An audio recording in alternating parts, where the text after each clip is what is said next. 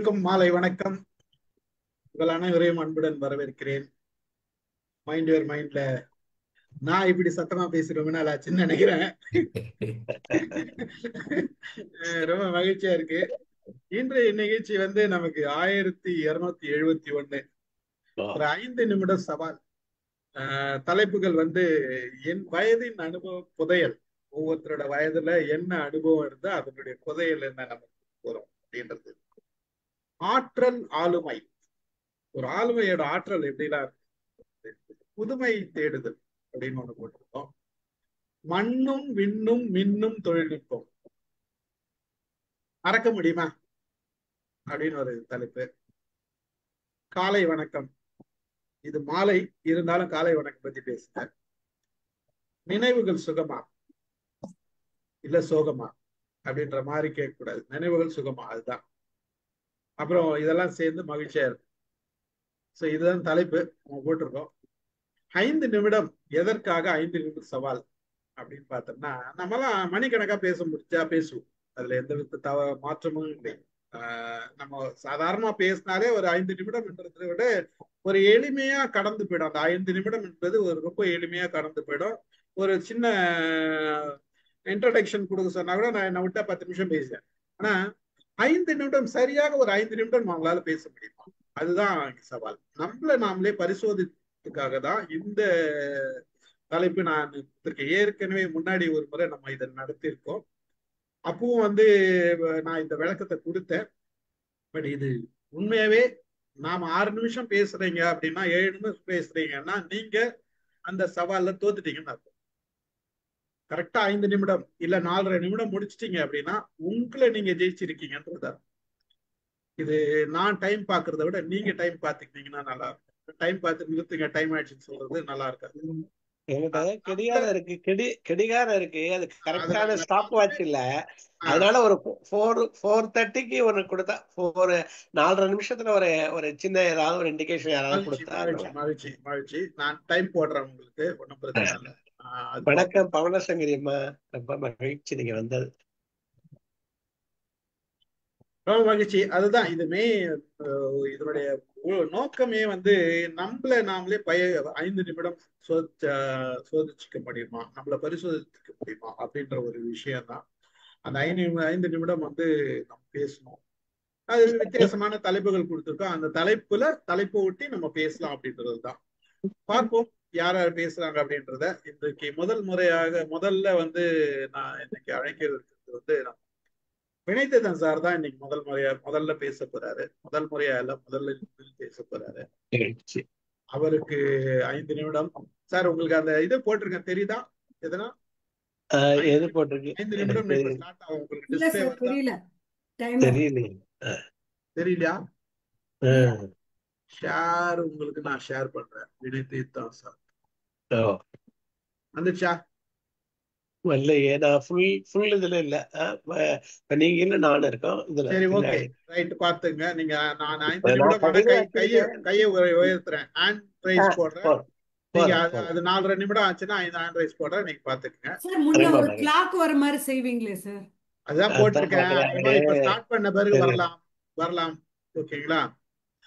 நீங்க வந்து உங்களோட தலைப்பை சொல்லிட்டு ஸ்டார்ட் பண்ணலாம் சார். நீங்க என்ன தலைப்புல பேச போறீங்கன்றதையும் சொல்லிட்டு அதுக்கப்புறம் நீங்க ஸ்டார்ட் பண்ணுங்க. நான் உங்களுக்கு இந்த நேரம் உங்களுக்கு கவுண்டவுன் ஸ்டார்ட்ஸ்.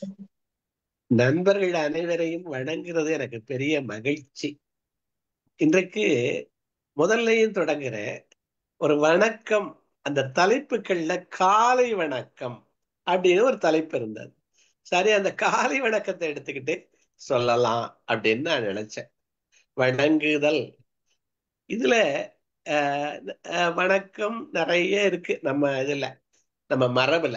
ஆனால் நான் பிரைன் ட்ரேசில முதல் 6 நிமிடங்கள் நம்ம என்ன பண்றோம்?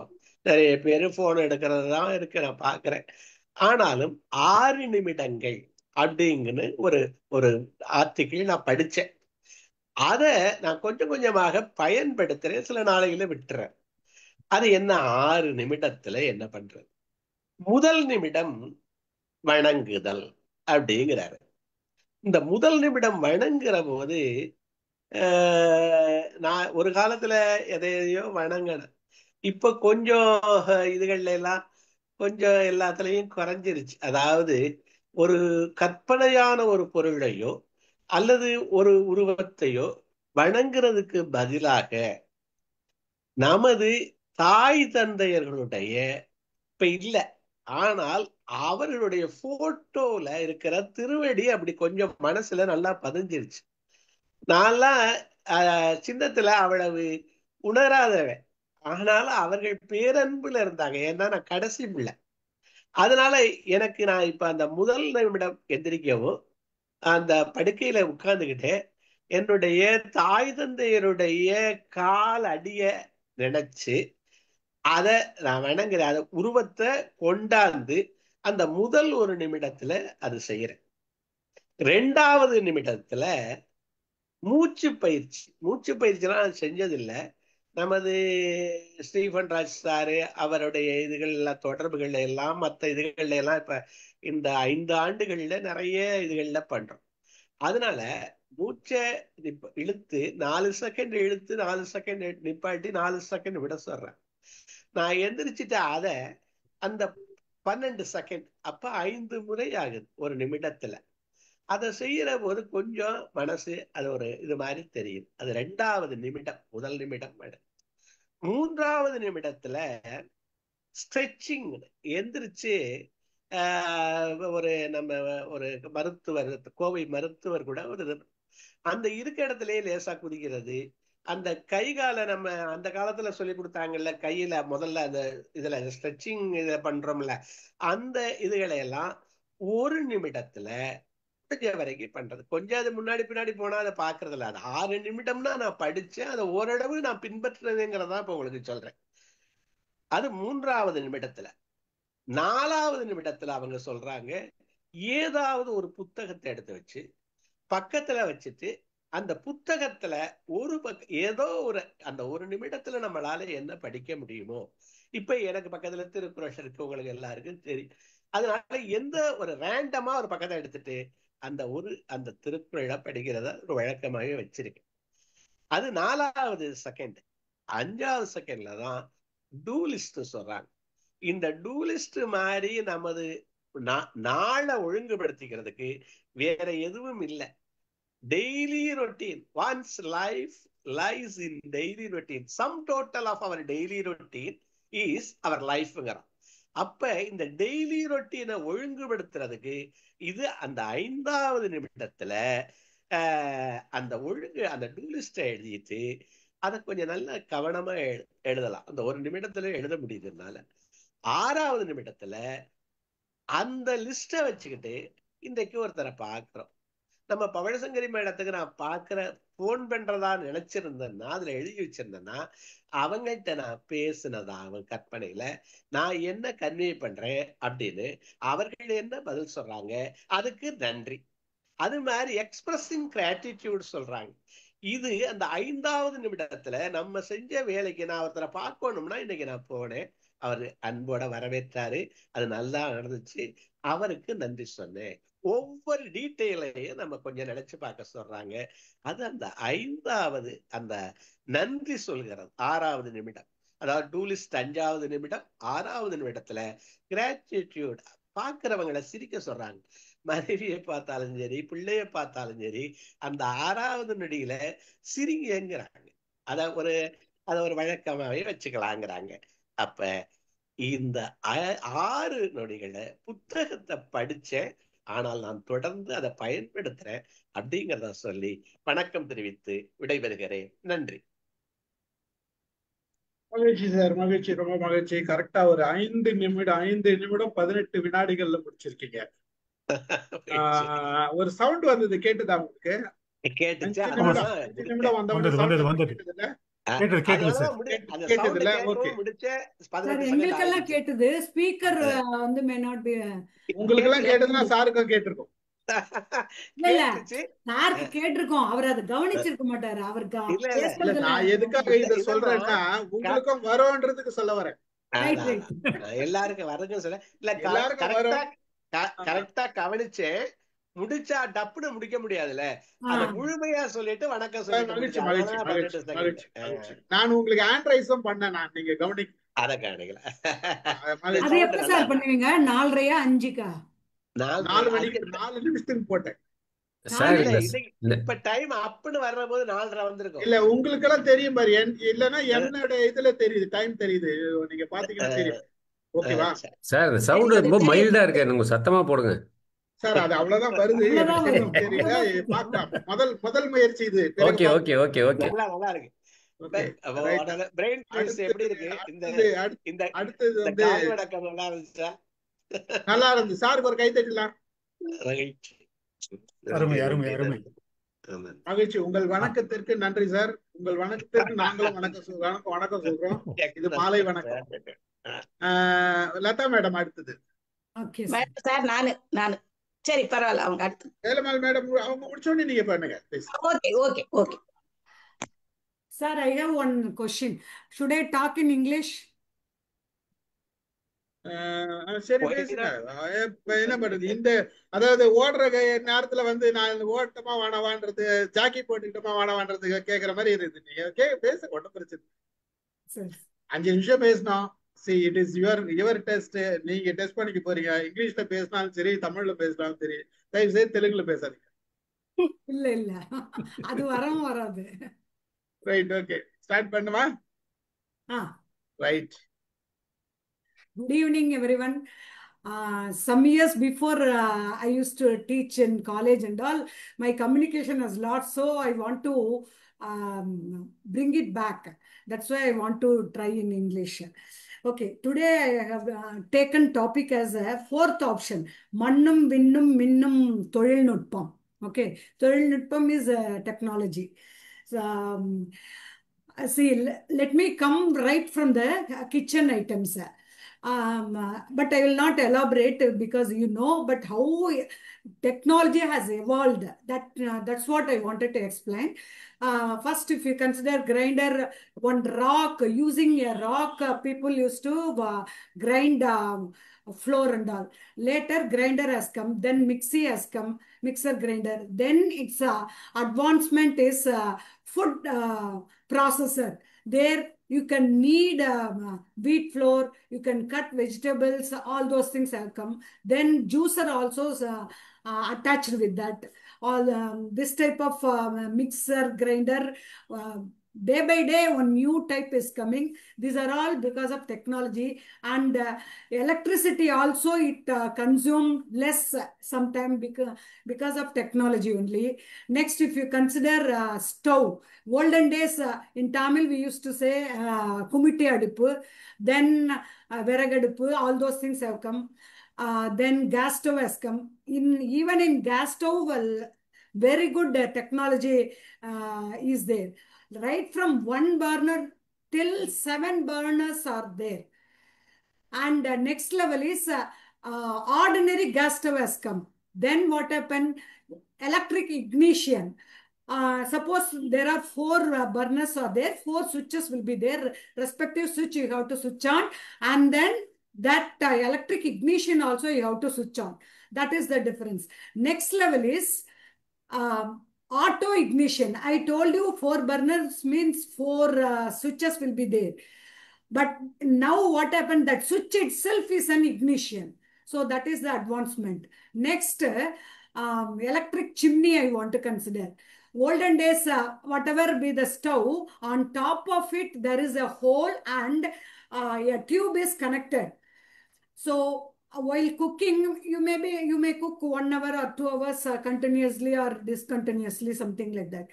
At that time, some extra energy and heat and smoke, everything will be possible. So those things will go up through that hole.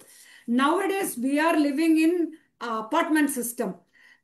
So this type of whole, all those systems and all is not possible now. So that there is a product called electric chimney has come. That was the ordinary one earlier. Just you have to switch on so that it will suck all those things. That is smoke, everything. Whereas next level is different speed level.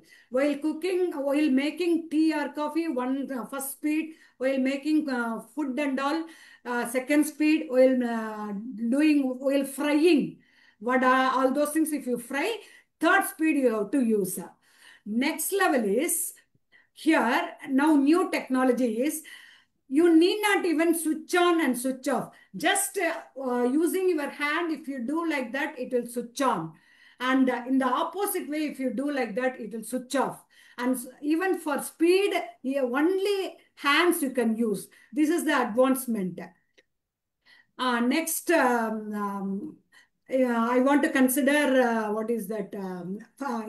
Television. In television, olden days, we know there was a door also, black and white TV. Next, color TV has come. Next, LCD, that is liquid crystal display. Next, LED TV has come, that is light emitting diode. Now, new technology is OLED, that is organic liquid light emitting diode. Here, what is the difference only I want to tell, and then I want to complete. See, one picture or image, whatever image or anything is there on the TV. Then how do you get more clarity? That LEDs have to glow, right? In this case, what happened, even background, they are background LEDs are switched off and image LEDs are switched on. So the clarity will be little more. This is the new advancement technology. Similarly, I can say many things. Thanks for the opportunity, sir. Thank you very much. Super. Very good. சத்தம் கேட்டவனே முடிச்சிட்டாங்க. கை தட்டலாம். Sir உங்க கையை பார்த்த உடனே நான் alert ஆயிட்டேன். Alert ஆயிட்டீங்க, சத்தம் கேட்டவனே முடிச்சிட்டீங்க. வெரி குட், ரொம்ப மகிழ்ச்சி. அருமை அருமை அருமை. அடுத்து வேலைமால் மேடம் வாங்க. டைம் 20:31 ஆயிட்டுது. இப்போ இருங்க, நீங்க ஏன் அவசரப்படுறீங்க? ஆனா ஒரு விஷயம் கம்யூனிகேட் பண்ணிட்டீங்க. நான் டைம் வாட்ச் பண்றேன், ஒரு கம்யூனிகேட் பண்ணிட்டீங்க. ரொம்ப மகிழ்ச்சி, அருமை. வேலைமால் மேடம், நீங்க ஸ்டார்ட் பண்ணலாம். அனைவருக்கும் வணக்கம். ஒரு அருமையான நிகழ்வு. இந்த நிகழ்விலே கலந்து கொள்வதிலே மகிழ்ச்சி அடைகிறேன். ஏனென்றால் என்னுடைய தலைப்பு மகிழ்ச்சி. மகிழ்ச்சினா உவகை, ஆனந்தம், களிப்பு, சந்தோஷம், இன்பம், மனநிறைவு. பழைய காலத்துல என்ன சொல்லுவோம்னா இதுக்கு உவத்தல் என்று சொல்லுவோம். இப்போ உவத்தல் என்பது பழைய ஒரு பொருள். அதுக்கு அப்போ உலகத்தில் உள்ள ஒவ்வொரு மனிதருக்கும் என்ன உணர்வு இருக்கோ, பல உணர்வுகள் உண்டு. அதுல ஒரு உணர்வு தான் இந்த மகிழ்ச்சி என்பது.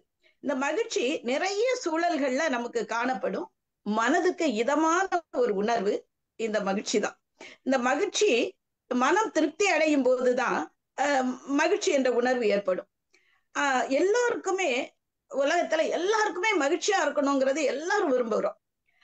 அது உண்மை. அது மட்டும் மாற்ற முடியாத ஒரு கருத்தாக நம்ம கொள்ளலாம். மகிழ்ச்சி என்பது ஒருவருக்கு ஒருவர் மாறுபடும், அதுல மாற்று கருத்து இல்லை. ஒருவருக்கு நல்ல உணவு உண்பது மகிழ்ச்சியை தரும், ஒருவருக்கு நல்ல சுற்றுலா செல்வது மகிழ்ச்சியை தரும், நல்ல ஆடை அணிவது மகிழ்ச்சியை தரும், அப்புறம் நிறைய படிப்பது, நல்ல நமக்கு பிடித்த வேலை பார்ப்பது, இப்படி நிறைய ஒவ்வொரு மனிதன் இந்த மகிழ்ச்சியினுடைய நிலைப்பாடு என்பது மாறுபடும். ஆனா நிரந்தரமான மகிழ்ச்சி எது, உண்மையான மகிழ்ச்சி எது என்பது நமக்கு பெரியவங்க வகுத்து தந்திருக்காங்க. எப்பவுமே வாழ்க்கை எப்படி இருக்குன்னா ஒரு மறைபொருளாகவும் ஒரு புதிராகவுமே இருக்குது வாழ்க்கை. மனிதர்களுக்கு வாழ்க்கையின் மீது எப்போதுமே ஒரு விருப்பம் இருக்கிறது. அப்படி இருக்கனாலதான் நமக்கு வாழ்க்கையின் மீதே ஒரு விருப்பம் இருக்கிறது. இப்ப வாழ்க்கையில பல நன்மைகள் உண்டு, பல தீமைகள் உண்டு, பல மேடுகள் உண்டு, பல பள்ளங்களும் உண்டு. அப்ப அதுல எல்லாம் இருந்து நம்ம மகிழ்ச்சி அடைவது எப்படி, அதைத்தான் நம்ம இன்னைக்கு பார்க்கிறோம். இப்போ பொதுவாகவே எனக்கு எப்பவுமே இந்த தொண்டு செய்வது அப்படிங்கிறதுல சின்ன வயதுல இருந்தே அதுல ஒரு நாட்டம் உண்டு. அந்த நாட்டத்தின் காரணமாக நம்ம பார்க்கும்போது தொண்டு செய்வது எப்போதுமே மகிழ்ச்சியை தரும். அதுவும் ஒரு விதமான துறவு மனநிலையோடு நம்ம தொண்டு செய்யணும்னு வைங்களேன், நிச்சயமாக மனம் ரொம்ப மகிழ்ச்சி கொள்ளும். உயிரே போகக்கூடிய நிலையில் கூட தைரியத்தை கூட நம்ம விடாமல் தான் எதையோ ஒன்றை சாதிக்கணும் அப்படின்னு இருந்து அச்சமில்லாமல் துணிந்து நின்று, இன்னைக்கு பாரதியினுடைய நினைவு நாள், அப்ப அந்த பாரதி பாட்டு திறத்தாலே இந்த உலகத்தை மகிழ்ச்சியாக்கியவன் பாரதி. இப்படி நிறைய பேர் இருக்கிறாங்க. அதற்காக இன்னைக்கு பாரதியை சொல்கிறேன். எதை ஒன்றையோ காண வேண்டும் என்ற தனியான ஒரு ஆசையும் ஏக்கமும் எண்ணமும் யாருக்கு இருக்கிறதோ அவன் நிச்சயமாக அதை அடைவான். அப்படிப்பட்டவன் உள்ளுவது உயர் உள்ளல், எண்ணி துணிக கருமம் என்றெல்லாம் சொல்லுகிறாரே வள்ளுவர். அது மாதிரி நம்ம எண்ணி துணியும் போது அந்த அந்த மகிழ்ச்சி இருக்குது பாருங்க, அதில் கிடைக்கக்கூடிய மகிழ்ச்சி நிச்சயமாக அதை அடைந்தவன் அவனுக்கு மகிழ்ச்சி ரொம்ப உயர்வாக இருக்கும். அதை தான் பாரதி அடைந்தான் என்று நாம் சொல்லலாம். அதனால்தான் தன்னுடைய கையில் கிடைத்த சிறு மணியை கூட தனக்கு உணவாக கொள்ளாமல் அவன் என்ன செய்தான், காக்கைக்கும் குருவிகளுக்கும் கொடுத்தார். காக்கை எங்கள் ஜாதி, குருவி எங்கள் ஜாதி என்று எல்லோருக்கும் கொடுத்தார். அப்போ முதல்ல நமக்கு மன அமைதியும் மகிழ்ச்சியும் வேண்டும் என்றால் முதல்ல என்ன செய்யணும் தெரியுமா? பிறர் குற்றங்களை நம்ம பார்க்கவே கூடாது. அப்படி பார்க்காவிட்டாலே நம்ம மகிழ்ச்சியாக இருப்போம். பார்த்துக்கிட்டே இருக்கும்போது நம்ம ஏதாவது ஒண்ணு நமக்கு வந்துகிட்டே இருக்கும். காமம், கோபம், பொறாமை, பேராசை, குரோதம், சினம், இது போன்ற வரிசையில மனிதர்கள்ட்ட உள்ள அந்த குற்றங்குறைகளை, இதெல்லாம் வரும்போதுதான் குற்றங்குறைகளை பார்ப்போம். அந்த குற்றங்குறைகளை நீக்கி மனிதரை உயர்த்தி சான்றோன் ஆக்கி உயர்வதற்கான வழிகளை நாம் செய்தோம் என்றால் அப்படி நாம் அதை ரொம்ப மகிழ்ச்சியாக கிடைக்கலாம். அப்ப அந்த நிறைகளால் உயரும் போது மகிழ்ச்சி நமக்கு தானாக வரும். பொதுவாகவே மனிதர்கள் நாம் பலவற்றை நல்லவற்றை கற்போம், கற்றவற்றை பிறருக்கு சொல்வோம், ஆனால் கற்றபடி நாம் நிற்க மாட்டோம். அது அப்ப ஒரு தடுமாற்றம் வரும். அதனால நமக்கு மகிழ்ச்சி குறையும். அதுதான் இந்த உலகத்துல மிகவும் ஒரு துன்பமயமான நிலைமைக்கு நம்மளை கொண்டு செல்லும். அது இல்லாம நாம் கற்றபடி நாம் நின்று விட்டோம் என்றால், நாம் மனதில் என்ன நினைத்தோமோ அதைப்படி மகிழ்ச்சியாக இருந்தால் மன மகிழ்ச்சி நம்மிடம் இருந்து விடைபெறாது, நம்மிடமே இருக்கும். நாம் நல்ல நண்பர்களை தேர்ந்தெடுப்பது போலவே நல்ல புத்தகங்களையும் நாம் தேர்ந்தெடுத்து படிக்க வேண்டும். புத்தகம் நமக்கு அப்படி ஒரு மகிழ்ச்சியான இன்பத்தை தரும். எனக்கு கதை படிப்பது ரொம்ப பிடிக்கும்னா நம்ம கதையும் படிக்கலாம். இன்னும் நிறைய வாழ்க்கையில எவ்வளவோ இருக்கிறது. தாய்மை என்று சொல்லிக்கொண்டே போகலாம். எத்தனையோ நமக்கு மகிழ்ச்சியை தரக்கூடிய விடயங்கள் இந்த உலகத்தில் நம்மை சுற்றி நிறைந்து இருக்கின்றன. நாமும் மகிழ்ச்சியோடு இருப்போம், பிறரையும் மகிழ்ச்சியோடு வைப்போம் என்று சொல்லி இந்த நல்ல வாய்ப்புமைக்கு நன்றி கூறி அமைகின்றேன். நன்றி, வணக்கம். எல்லாம் மிகப்பெரிய கை தட்டுங்க மேடம்க்கு. 5 நிமிஷத்துக்கு முன்னாடி 16 நிமிஷம் 15 நிமிஷம் கொடுத்துருக்காங்க, முன்னாடியே முடிச்சிட்டாங்க. சோ நைஸ், ரொம்ப மகிழ்ச்சி மேடம். அதாவது முன்னாடி முடிச்சதுல அவ்வளவு மகிழ்ச்சி இருக்குது.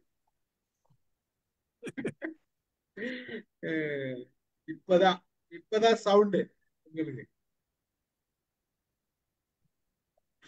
ஓகே, இப்ப அடுத்தது யாரு பேச போறது? வாங்க, பேரு நீங்க ஏதோ பேர் போட்டிருந்தீங்க, பேரு சாந்தகுமாரி எத்திராசன். அனந்தராமன் ஐயா அனுப்பினார் இந்த லிங்கை. நான் ஒருவேளை புதியவனா இருப்பேன்னு நினைக்கிறேன் உங்க குழுமத்துக்கு. அனைவருக்கும் வணக்கம். சரிங்க, நீங்க ஸ்டார்ட் பண்ணுங்க. அந்த ஆற்றல் ஆளுமை அப்படின்ற தலைப்புல சரி வாங்க ஸ்டார்ட் பண்ணு. மலர்களை மாலையாக்கிய மனிதன், வழிந்த நீரை வாய்க்காலாக்கிய விளைஞன், வண்ணங்களை ஓவியமாக்கிய கலைஞன், சொற்களை கவிதையாக்கிய கவிஞன், விஞ்ஞானத்தை தொழில்நுட்பமாக்கிய கணிஞன், கண்டுபிடிப்புகளை கை கட்டும் தொலைவில் கொண்டு வந்த வித்தகன், கனவை நனவாக்கிய தீர்க்கதரிசி, இப்படி முடியாதவற்றை சாத்தியமாக காட்டியவர்கள் தலைப்பு செய்தியாக மட்டுமல்லாமல் தலைமுறை செய்தியாக வருபவர்கள், சிறந்த ஆற்றல் நிறைந்த ஆளுமைகள், மகத்தான மாற்றங்களை உண்டாக்கியவர்கள், மக்களின் மனதிலே மக சேர்க்கை நடத்துகிறார்கள். வெற்றி என்பது விமான பயணம் அல்ல, அது கால் கடுக்கும் நடைப்பயணம். ஏறியவுடன் நினைத்த இடத்தில் இறக்கிவிடும் மாய கம்பளம் அல்ல, தலைமை பொறுப்பு. அது கையளவு கடந்தால் முழமளவு சறுக்கும் முன்னேற்ற பாதை. சின்ன குடும்பத்தின் தலைமையாக இருந்தாலும் சரி, சீரிய நாட்டின் தளபதியாக இருந்தாலும் சரி, அணுகுமுறை ஒன்றுதான், நோக்கத்தை அடைவதற்கு ஒன்றுதான் வழி. இன்றைய இளைஞர்கள் உடனடி மருத்துவத்தில் உறைந்து கிடப்பவர்கள், மாத்திரையை வாயில் போட்டதுமே வலி குறைய வேண்டும் என நினைப்பவர்கள், மனிதர்களும் கணினி போல கச்சிதமாக சற்றென்று விடையளக்க வேண்டும் என்று விரும்புகிறார்கள். நம்முடைய சரித்திரத்தை நாமே எழுத வேண்டிய நிலையில் இருக்கிறோம். அது பதக்கத்தை அணிந்து படோடோபமாக காட்ட மட்டுமல்ல, தழும்புகளை தடவி தவறுகளை தவிர்க்கவும். வரலாற்றை புதிய ஆடிக்கொண்டு வாசிப்போம். அப்போதுதான் அதில் வலம் வந்தவர்களுடைய சாகசங்கள் மட்டும் தெரியாமல் அவர்கள் சந்தித்த சவால்களின் சாசனங்கள் என்பது புரியும். குறித்த நேரத்தில் பேருந்து வராவிட்டால் அந்த நாளையே எரிச்சலாக்கி கொள்கின்ற நாம் எதிர்ப்புகளே நம் உடலையும் மனத்தையும் திண்மையாக்குகின்றன என்பதை புரிந்து கொள்வோம். நான் வெட்டுப்பட்டாலும் கவலை இல்லை, முன்காலை வைக்கிறேன், யாரேனும் அடுத்த அடியை கட்டாயம் அழுத்தமாக வைப்பார்கள் என்ற நம்பிக்கை தேவை. தலைமை என்பது தியாகத்தை அடிக்கல்லாகவும், திறமையை படிக்கல்லாகவும், பொறுமையை கலசமாகவும் கொண்டு நுட்பமாக எழுப்பப்படும் கோபுரம். பொறுமையை சமவிகிதத்தில் கலக்காத காரணத்தினாலேயே பலர் எழுப்பிய கட்டிடங்கள் காணாமல் போயிருக்கின்றன. உழைப்பே உயர்ந்த ஓய்வு. ஓய்வு என்பது ஒன்றும் செய்யாமல் இருப்பதல்ல, ஒன்றிலிருந்து இன்னொரு செய்கைக்கு சென்று மூளையின் பயன்படாத பக்கங்களையும் புழக்கத்திற்கு கொண்டு வருவதே சிறந்த ஆளுமை. கால்பந்தாட்ட மைதானத்தில் வீரர்கள் நின்றிருந்தனர். மாணவர்கள் கேட்டனர், பந்து எங்கே என்று. ஆனால் வீரர் கேட்டார், எத்தனை பேர் மைதானத்தில் என்று. 22 பேர் என்றார்கள். எத்தனை பந்து என்றார். 1 என்றார். பந்து என்பது ஒருவர் கையில் மட்டுமே இருக்கும், பந்து இல்லாதவர்களின் நிலைமை என்ன என்று அறிந்து கொள்ளவே இன்று கூடியிருக்கிறோம் என்று. ஆகவே ஆளுமை என்ற பண்பு சிறக்க வேண்டும் என்றால் ஒவ்வொருடைய எண்ணங்கள் வலிமையாக இருக்க வேண்டும், பொறுமை இருக்க வேண்டும்.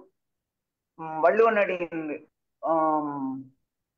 கூற்றுப்படி கருமம் சிதையாமல் கண்ணோட வல்லார்க்கு உரிமை உடைத்து உலகு என்பார். கருமம் சிதையாமல் அவரவர் செயல்களில் திறமையாக செயல்பட்டால் ஒவ்வொருவரும் சிறந்த ஆளுமையாக திகழலாம். சிறந்த இல்லறமே ஒரு ஆளுமைகளை உருவாக்கும். ஒவ்வொரு குழந்தைக்கும் ஒரு சிறந்த கருவறையும் நல்ல வகுப்பறையும் அமைந்துவிட்டால் வருங்கால தலைமுறைகளை நல்ல ஆளுமைகளாக தோற்றுவிக்கலாம் என்பது என்னுடைய ஆழ்ந்த கருத்தை இங்கு பதிவு செய்து, சிறந்த இந்த கருத்தரங்க மேடைக்கு என்னுடைய நன்றியை தெரிவித்து விடைபெறுகிறேன். நன்றி, வணக்கம். மேடம் 4 நிமிஷத்துலயே முடிச்சாங்க. ரொம்ப மகிழ்ச்சி மேடம், அருமை. சிவகுமார் சார் பேசுறீங்களா? என்னையா? இல்ல உங்ககிட்ட சிவகுமார் சார் பேசுறீங்களா? சிறப்பு சிறப்பு சார், மைக் ஆன் பண்ணுங்க. வணக்கம், எல்லோருக்கும் வணக்கம். ஒரு மகிழ்ச்சியான நிகழ்ச்சியில் கலந்து கொள்வதற்கு நான் மிக மகிழ்ச்சி அடைகிறேன். நான் எடுத்துக்கொள்ளும் டாபிக் மகிழ்ச்சி. டைம்ல சீக்கிரம் பேசணுமோ? Okay okay. மனிதன் வாழ்வது கடமைகளுக்காக மட்டுமல்ல, மகிழ்ச்சிகளுக்காகவும் சேர்ந்துதான். ஆகவே என் மனதிற்கு சந்தோஷமான இனிமையான அனைத்தையும் செய்து கொண்டே இருக்கிறேன். என் கடமை மகிழ்ச்சியாக இருப்பது. செய்வதற்காக ஏதாவது ஒன்று இருந்தாலே அன்றைய நாள் மகிழ்ச்சி தான். வாழ்க்கையை கடந்து விடலாம் மகிழ்ச்சியோடு. பேச்சுலராக இருந்த 1966 பணியில் சேர்ந்த முதல் திருமணமான 1972 6 ஆண்டுகள் நான் முழுமையான என்னுடைய மகிழ்ச்சியான ஒரு காலத்தில் இருந்த காலம் என்று நான் இப்பொழுது சொல்லிக்கொள்ள நினைக்கிறேன். அது ஒரு எனக்கான ஒரு ஸ்பேஸ், முழு ஸ்பேஸ், சுதந்திரம் இருந்த நேரம்.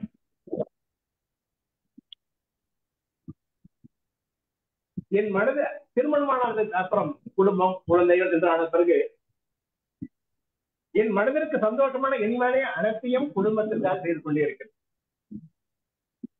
என் குடும்பம், குழந்தைகள், என் இரத்த உறவுகள், என்னுடன் பணியாற்றிய நண்பர்கள், அவரோட பேசுவதிலும் பழகுவதிலும் மகிழ்ச்சி அடைகிறேன். இப்போது எனக்கு உண்மையான மகிழ்ச்சி எது என்று உற்று கூர்ந்து நோக்குகிறேன். வெறும் பெருமைக்கும் அகங்காரத்திற்காகவும் தற்பெருமைக்கும் செய்ய வேண்டியவர்களை தவிர்க்கிறேன். நான் எப்பொழுது என்னை கூர்ந்து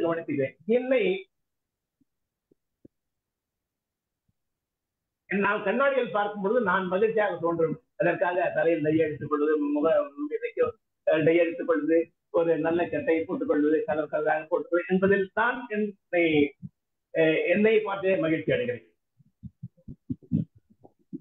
இப்பொழுது இந்த வயதில் எனக்கு என் மனைவியையும் என்னுடன் இருக்கும் மகனையும் ஒரு நல்ல சந்தோஷத்தோட நல்ல ஹியூமரோட வைத்துக் கொள்வதே என்னுடைய இப்போதைய மகிழ்ச்சி. அன்றாட அரசியல் விஷயங்களையும் மகிழ்ச்சியோடு கவனிக்கிறேன், சீரியஸாக பார்ப்பதில்லை. அன்றாட சினிமா செய்திகளையும் பாடல்களையும் ரசிக்கிறேன் மனைவியோடு சேர்ந்து. உடல்நலம் சம்பந்தப்பட்ட நிகழ்ச்சிகளை யூடியூப் மூலம் மனைவியோடு சேர்ந்து பார்ப்பதில் ஒரு மகிழ்ச்சி அடைகிறேன். மனைவியுடன் வாரத்திற்கு ஏதாவது ஒரு 2 படங்களை பார்ப்பதில் மகிழ்ச்சி அடைகிறேன். மகிழ்ச்சியாக இருப்பதற்கு முதல் வழி மகிழ்ச்சி தான் முக்கியம் என்பதை நாம் உணர வேண்டும். ஒவ்வொரு நாளையும் மகிழ்ச்சியாக கொண்டாடுவதற்கு மகிழ்ச்சி இல்லாத செயல்களை விட்டு விலகும் துணிவும் பொறுமையும் வேண்டும் என்பதை நான் உணர்கிறேன். அனைத்தையும் கடந்து செல்ல வேண்டும். Everything will go fast.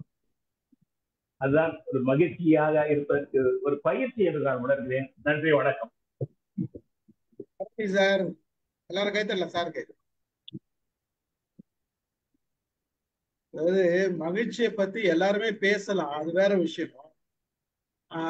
நம்ம மகிழ்ச்சியா எப்படி இருக்குன்றது சொல்றது வேற விஷயம். நான் மகிழ்ச்சியா எப்படி இருக்கிறேன்ன்றது சொல்றதுதான் ஒரு ஆணித்தரமான மிகப்பெரிய ஒரு அனுபவம்ன்றது.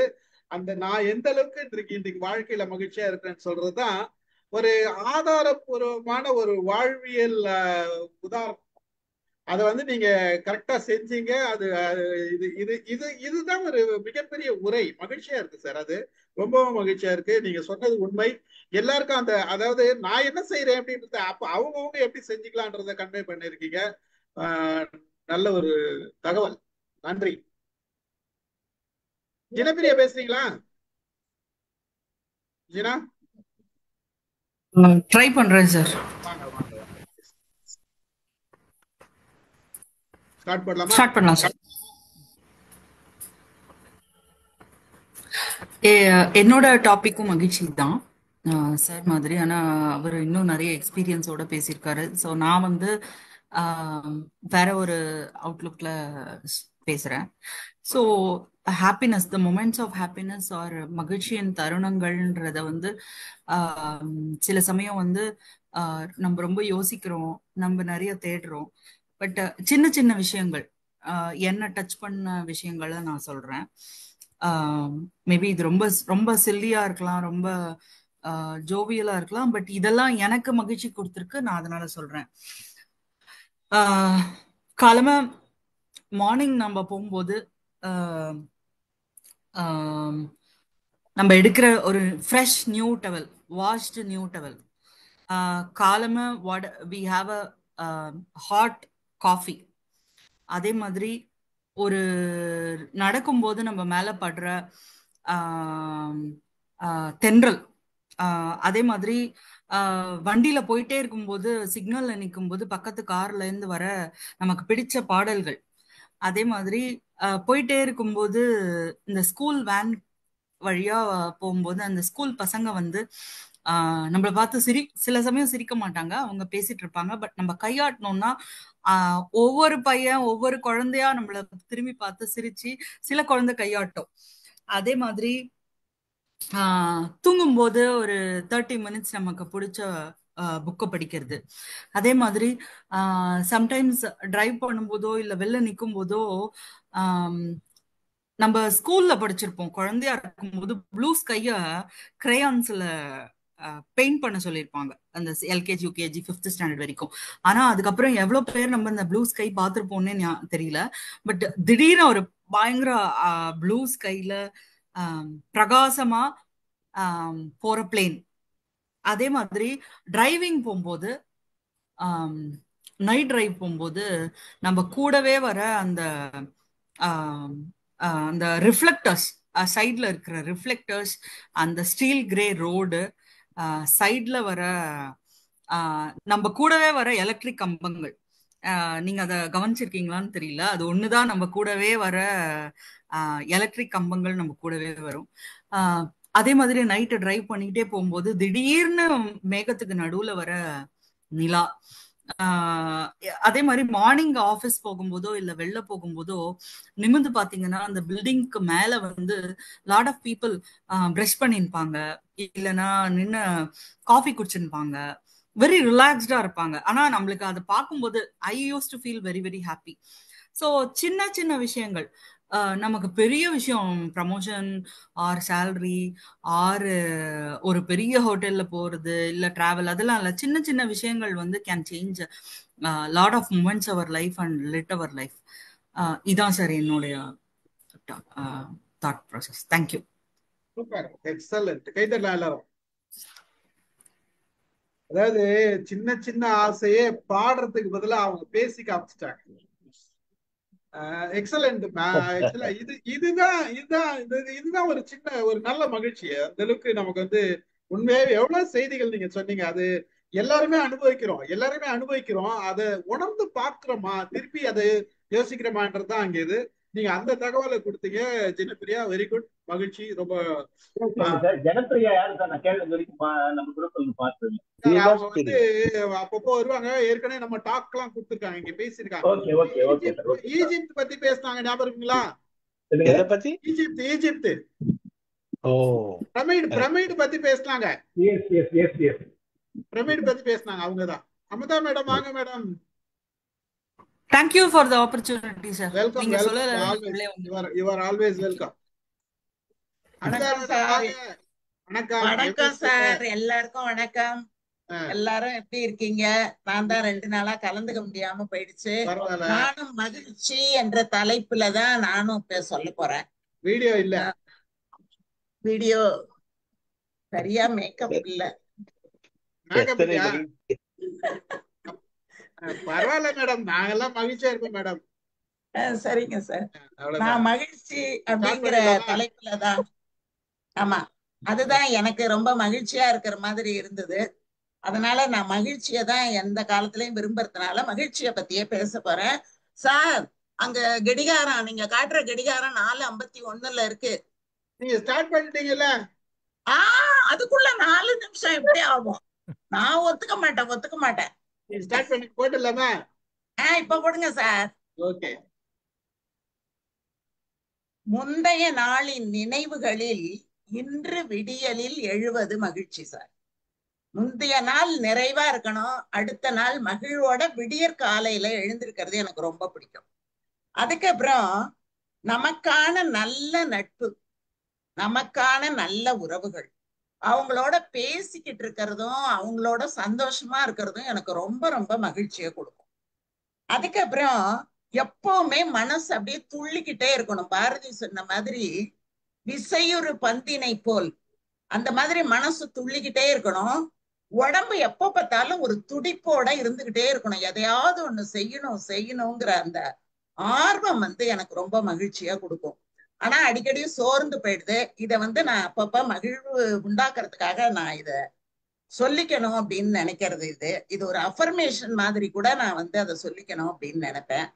அதுக்கப்புறம் பிடித்த பாடல்களை பாடியபடியே கேட்டபடியே பயணிப்பது, எனக்கு தனியே பயணிப்பது ரொம்ப பிடிக்கும்.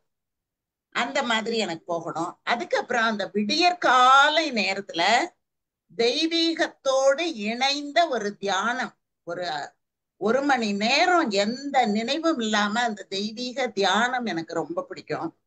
அதுக்கப்புறம் அந்த குட்டி குழந்தைங்க இருக்கு பாருங்க, இந்த 1 வயசுக்குள்ள இருக்கிற குழந்தைங்களை தூக்கி வச்சுக்கிட்டு கொஞ்சறது, அதோட மழலை அப்படியே வாயில இருந்து எச்சு ஒழுக அந்த கண்ணுல இருந்து அந்த ஒளி அப்படியே தெரிய அந்த குழந்தைகளை அப்படியே தூக்கி வச்சுட்டு கொஞ்சறது எனக்கு ரொம்ப ரொம்ப பிடிக்கும்.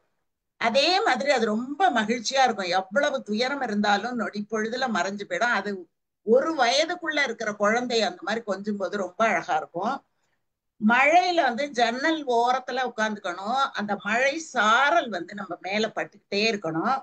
வெளியில போறவங்களை எல்லாம் வேடிக்கை பார்த்துக்கிட்டே இருக்கணும். அந்த மழை நீர் அப்படியே கீழே விழும்போது மத்தாப்பு தெரிக்கிற மாதிரி இருக்கும். அப்படியே இது பரங்கி பூ மாதிரி மத்தாப்பு தெரிக்கிற மாதிரி இருக்கும். அந்த மழை துளி அதுல ஒழுகி அது ஒரு ஆறாக ஒரு குளமாக ஓடுறது பாக்குறது எனக்கு ரொம்ப பிடிக்கும். அதே மாதிரி நல்ல கோடை, யாரும் இருக்க மாட்டாங்க, எங்கேயோ இருந்து ஒரு காக்கையோ ஒரு குருவியோ ஏதோ ஒரு சத்தம் கொடுக்கும். அந்த அமைதியில அந்த சத்தம் எனக்கு ரொம்ப ரொம்ப பிடிக்கும். அது கோடை காலத்துல பிடிக்கும். அப்புறம் நல்ல நல்ல புத்தகங்களை படிக்கும்போது ஏற்படக்கூடிய மகிழ்ச்சி ரொம்ப அலாதியானது. அது எனக்கு ரொம்ப பிடிக்கும். அதுக்கப்புறம் கடல்ல கால்களை நனைப்பது, அலைகளை அப்படியே பார்த்துக்கிட்டே இருக்கிறது, ஒண்ணு மேல ஒண்ணு துரத்திக்கிட்டு விழறதும், விழுந்த உடனே அதை காணாமல் போவதும் எனக்கு ரொம்ப ரொம்ப பிடிக்கும். அதுக்கப்புறம் நான் நினைக்கும் போதெல்லாம், நான் நினைக்கிறவங்க எங்க வீட்டுக்கு வந்துகிட்டு இருக்கணும், அவங்களுக்கு பிடிச்ச மாதிரி எனக்கு வேணுங்கிறத கொடுத்துக்கிட்டு பேசிக்கிட்டே இருக்கணும். அது எனக்கு ரொம்ப ரொம்ப மகிழ்ச்சியா இருக்கும். அது ஒண்ணு. அதுக்கப்புறம் ஓடி ஆடி விளையாடணும்னு எனக்கு ரொம்ப மகிழ்ச்சியா இருக்கும். எனக்கு உட்கார்ந்து விளையாடுற விளையாட்டு எப்பவுமே பிடிக்காது. ஓடிக்கிட்டு விரட்டிக்கிட்டு வேர்க்க வேர்க்க விளையாடுறது எனக்கு ரொம்ப ரொம்ப பிடிக்கும். தினம் ஒரு புது புடவை கட்டிக்கிறதுக்கு எனக்கு ரொம்ப பிடிக்கும். ஒவ்வொரு நாளும் புதுசு புதுசா புடவை கட்டிக்கணும், புதுசு புதுசா மேக்கப் பண்ணிக்கணும்னு எனக்கு ரொம்ப பிடிக்கும். அதுக்கப்புறம் படுத்த உடனே தூங்கணும், தூங்கின உடனே இனிமையான கனவுகள் வரணும், அந்த கனவுகளை திரும்ப திரும்ப நினைச்சு பார்க்கணும், அதனால மகிழ்ச்சி அடையணும். இதுவும் எனக்கு ரொம்ப ரொம்ப பிடித்தமான ஒன்று. அப்புறம் புதுசா நானே புது புது கோலங்களை உருவாக்குறது, நானே புதிது புதிதாக உணவுகளை உருவாக்குவது, ஏற்கனவே செஞ்சதே இல்லாம செய்யறது எனக்கு ரொம்ப ரொம்ப பிடிக்கும். இதெல்லாம் என்னுடைய மகிழ்ச்சிகள்ல ஒன்று. அதுக்கப்புறம் நான் என்ன கற்றுக் கொடுக்கறேனோ, நான் கற்றுக் கொடுப்பதுல எனக்கு ரொம்ப மகிழ்ச்சி. ஆனா என்னுடைய மாணவர்கள் அதை புரிஞ்சுக்கிட்டு அவங்க கண்ணுல எனக்கு எல்லாம் புரியுதுன்னு காட்டும்போது நான் அடையக்கூடிய மகிழ்ச்சிக்கு எல்லையே கிடையாது. அதனால கற்று தருவதும் கற்றுக்கொள்வதும் மிக்க மகிழ்ச்சி. இங்க எனக்கு வாய்ப்பு கொடுத்தது ரொம்ப ரொம்ப மகிழ்ச்சி. உங்க அத்தனை பேரையும் பார்த்தது அதை விட பெரிய ஆனந்தம். ரொம்ப சந்தோஷம் சார். மகிழ்ச்சி. நன்றி. அதாவது இன்னைக்கு டாபிக் எப்படி வச்சிருக்கலாம்ல, உங்களுடைய சின்ன சின்ன மகிழ்ச்சிகள் என்னன்னு டாபிக்கை மாத்தி வெறும் மகிழ்ச்சியை மட்டும் வச்சிருந்தா ஆளுக்கு இந்த மாதிரி பொட்டி தீர்த்திருப்போம்னு நினைக்கிறேன். உண்மைதான் சார். இல்ல, ஜிலபிரியா பேசும்போது தூங்குறத பத்தி சொன்னாங்க இல்லையா, தூங்கப்ப அப்படின்னு நான் நினைச்சேன், தூங்குறப்ப காலையில எழுந்த உடனே அடிஷனலா ஒரு 5 நிமிஷம் 10 நிமிஷம் தூங்குறமே, அதுல இருக்கிற சுகத்தை பத்தி சொல்ல போறாங்கன்னு நினைச்சேன். ஆனா வேற ஏதாவது சொல்லிட்டாங்க அவங்க. அதெல்லாம் எனக்கு மிகப்பெரிய மகிழ்ச்சி. மேடம், உங்களோட 5 நிமிடம் 30 தான் முடிந்தது. கரெக்டா பண்ணிட்டாங்க. ஓடி ஆடி விளையாடுறாங்களாம்ல, ஓடி ஆடி விளையாடுறாங்களாம்ல. மகிழ்ச்சி மகிழ்ச்சி மகிழ்ச்சி, ரொம்ப மகிழ்ச்சி. வேதகனி வாங்க. அனைவருக்கும் வணக்கம். நான் ரொம்ப நாள் ஆச்சு. ஸ்டார்ட் பண்ணுங்க சார். கொஞ்சம் இருங்க, அதுக்குள்ள டைம் போடாதீங்க, இருங்க. நீங்க வணக்கம் சொல்லிட்டு ஸ்டார்ட் பண்ண மாதிரி அர்த்தம். அப்படியா?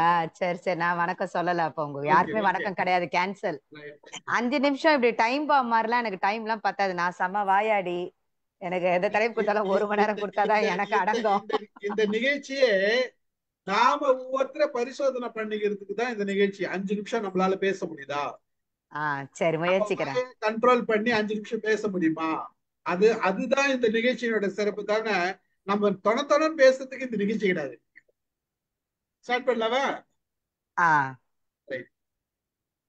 அன்னை தமிழுக்கு என் முதல் வணக்கம்.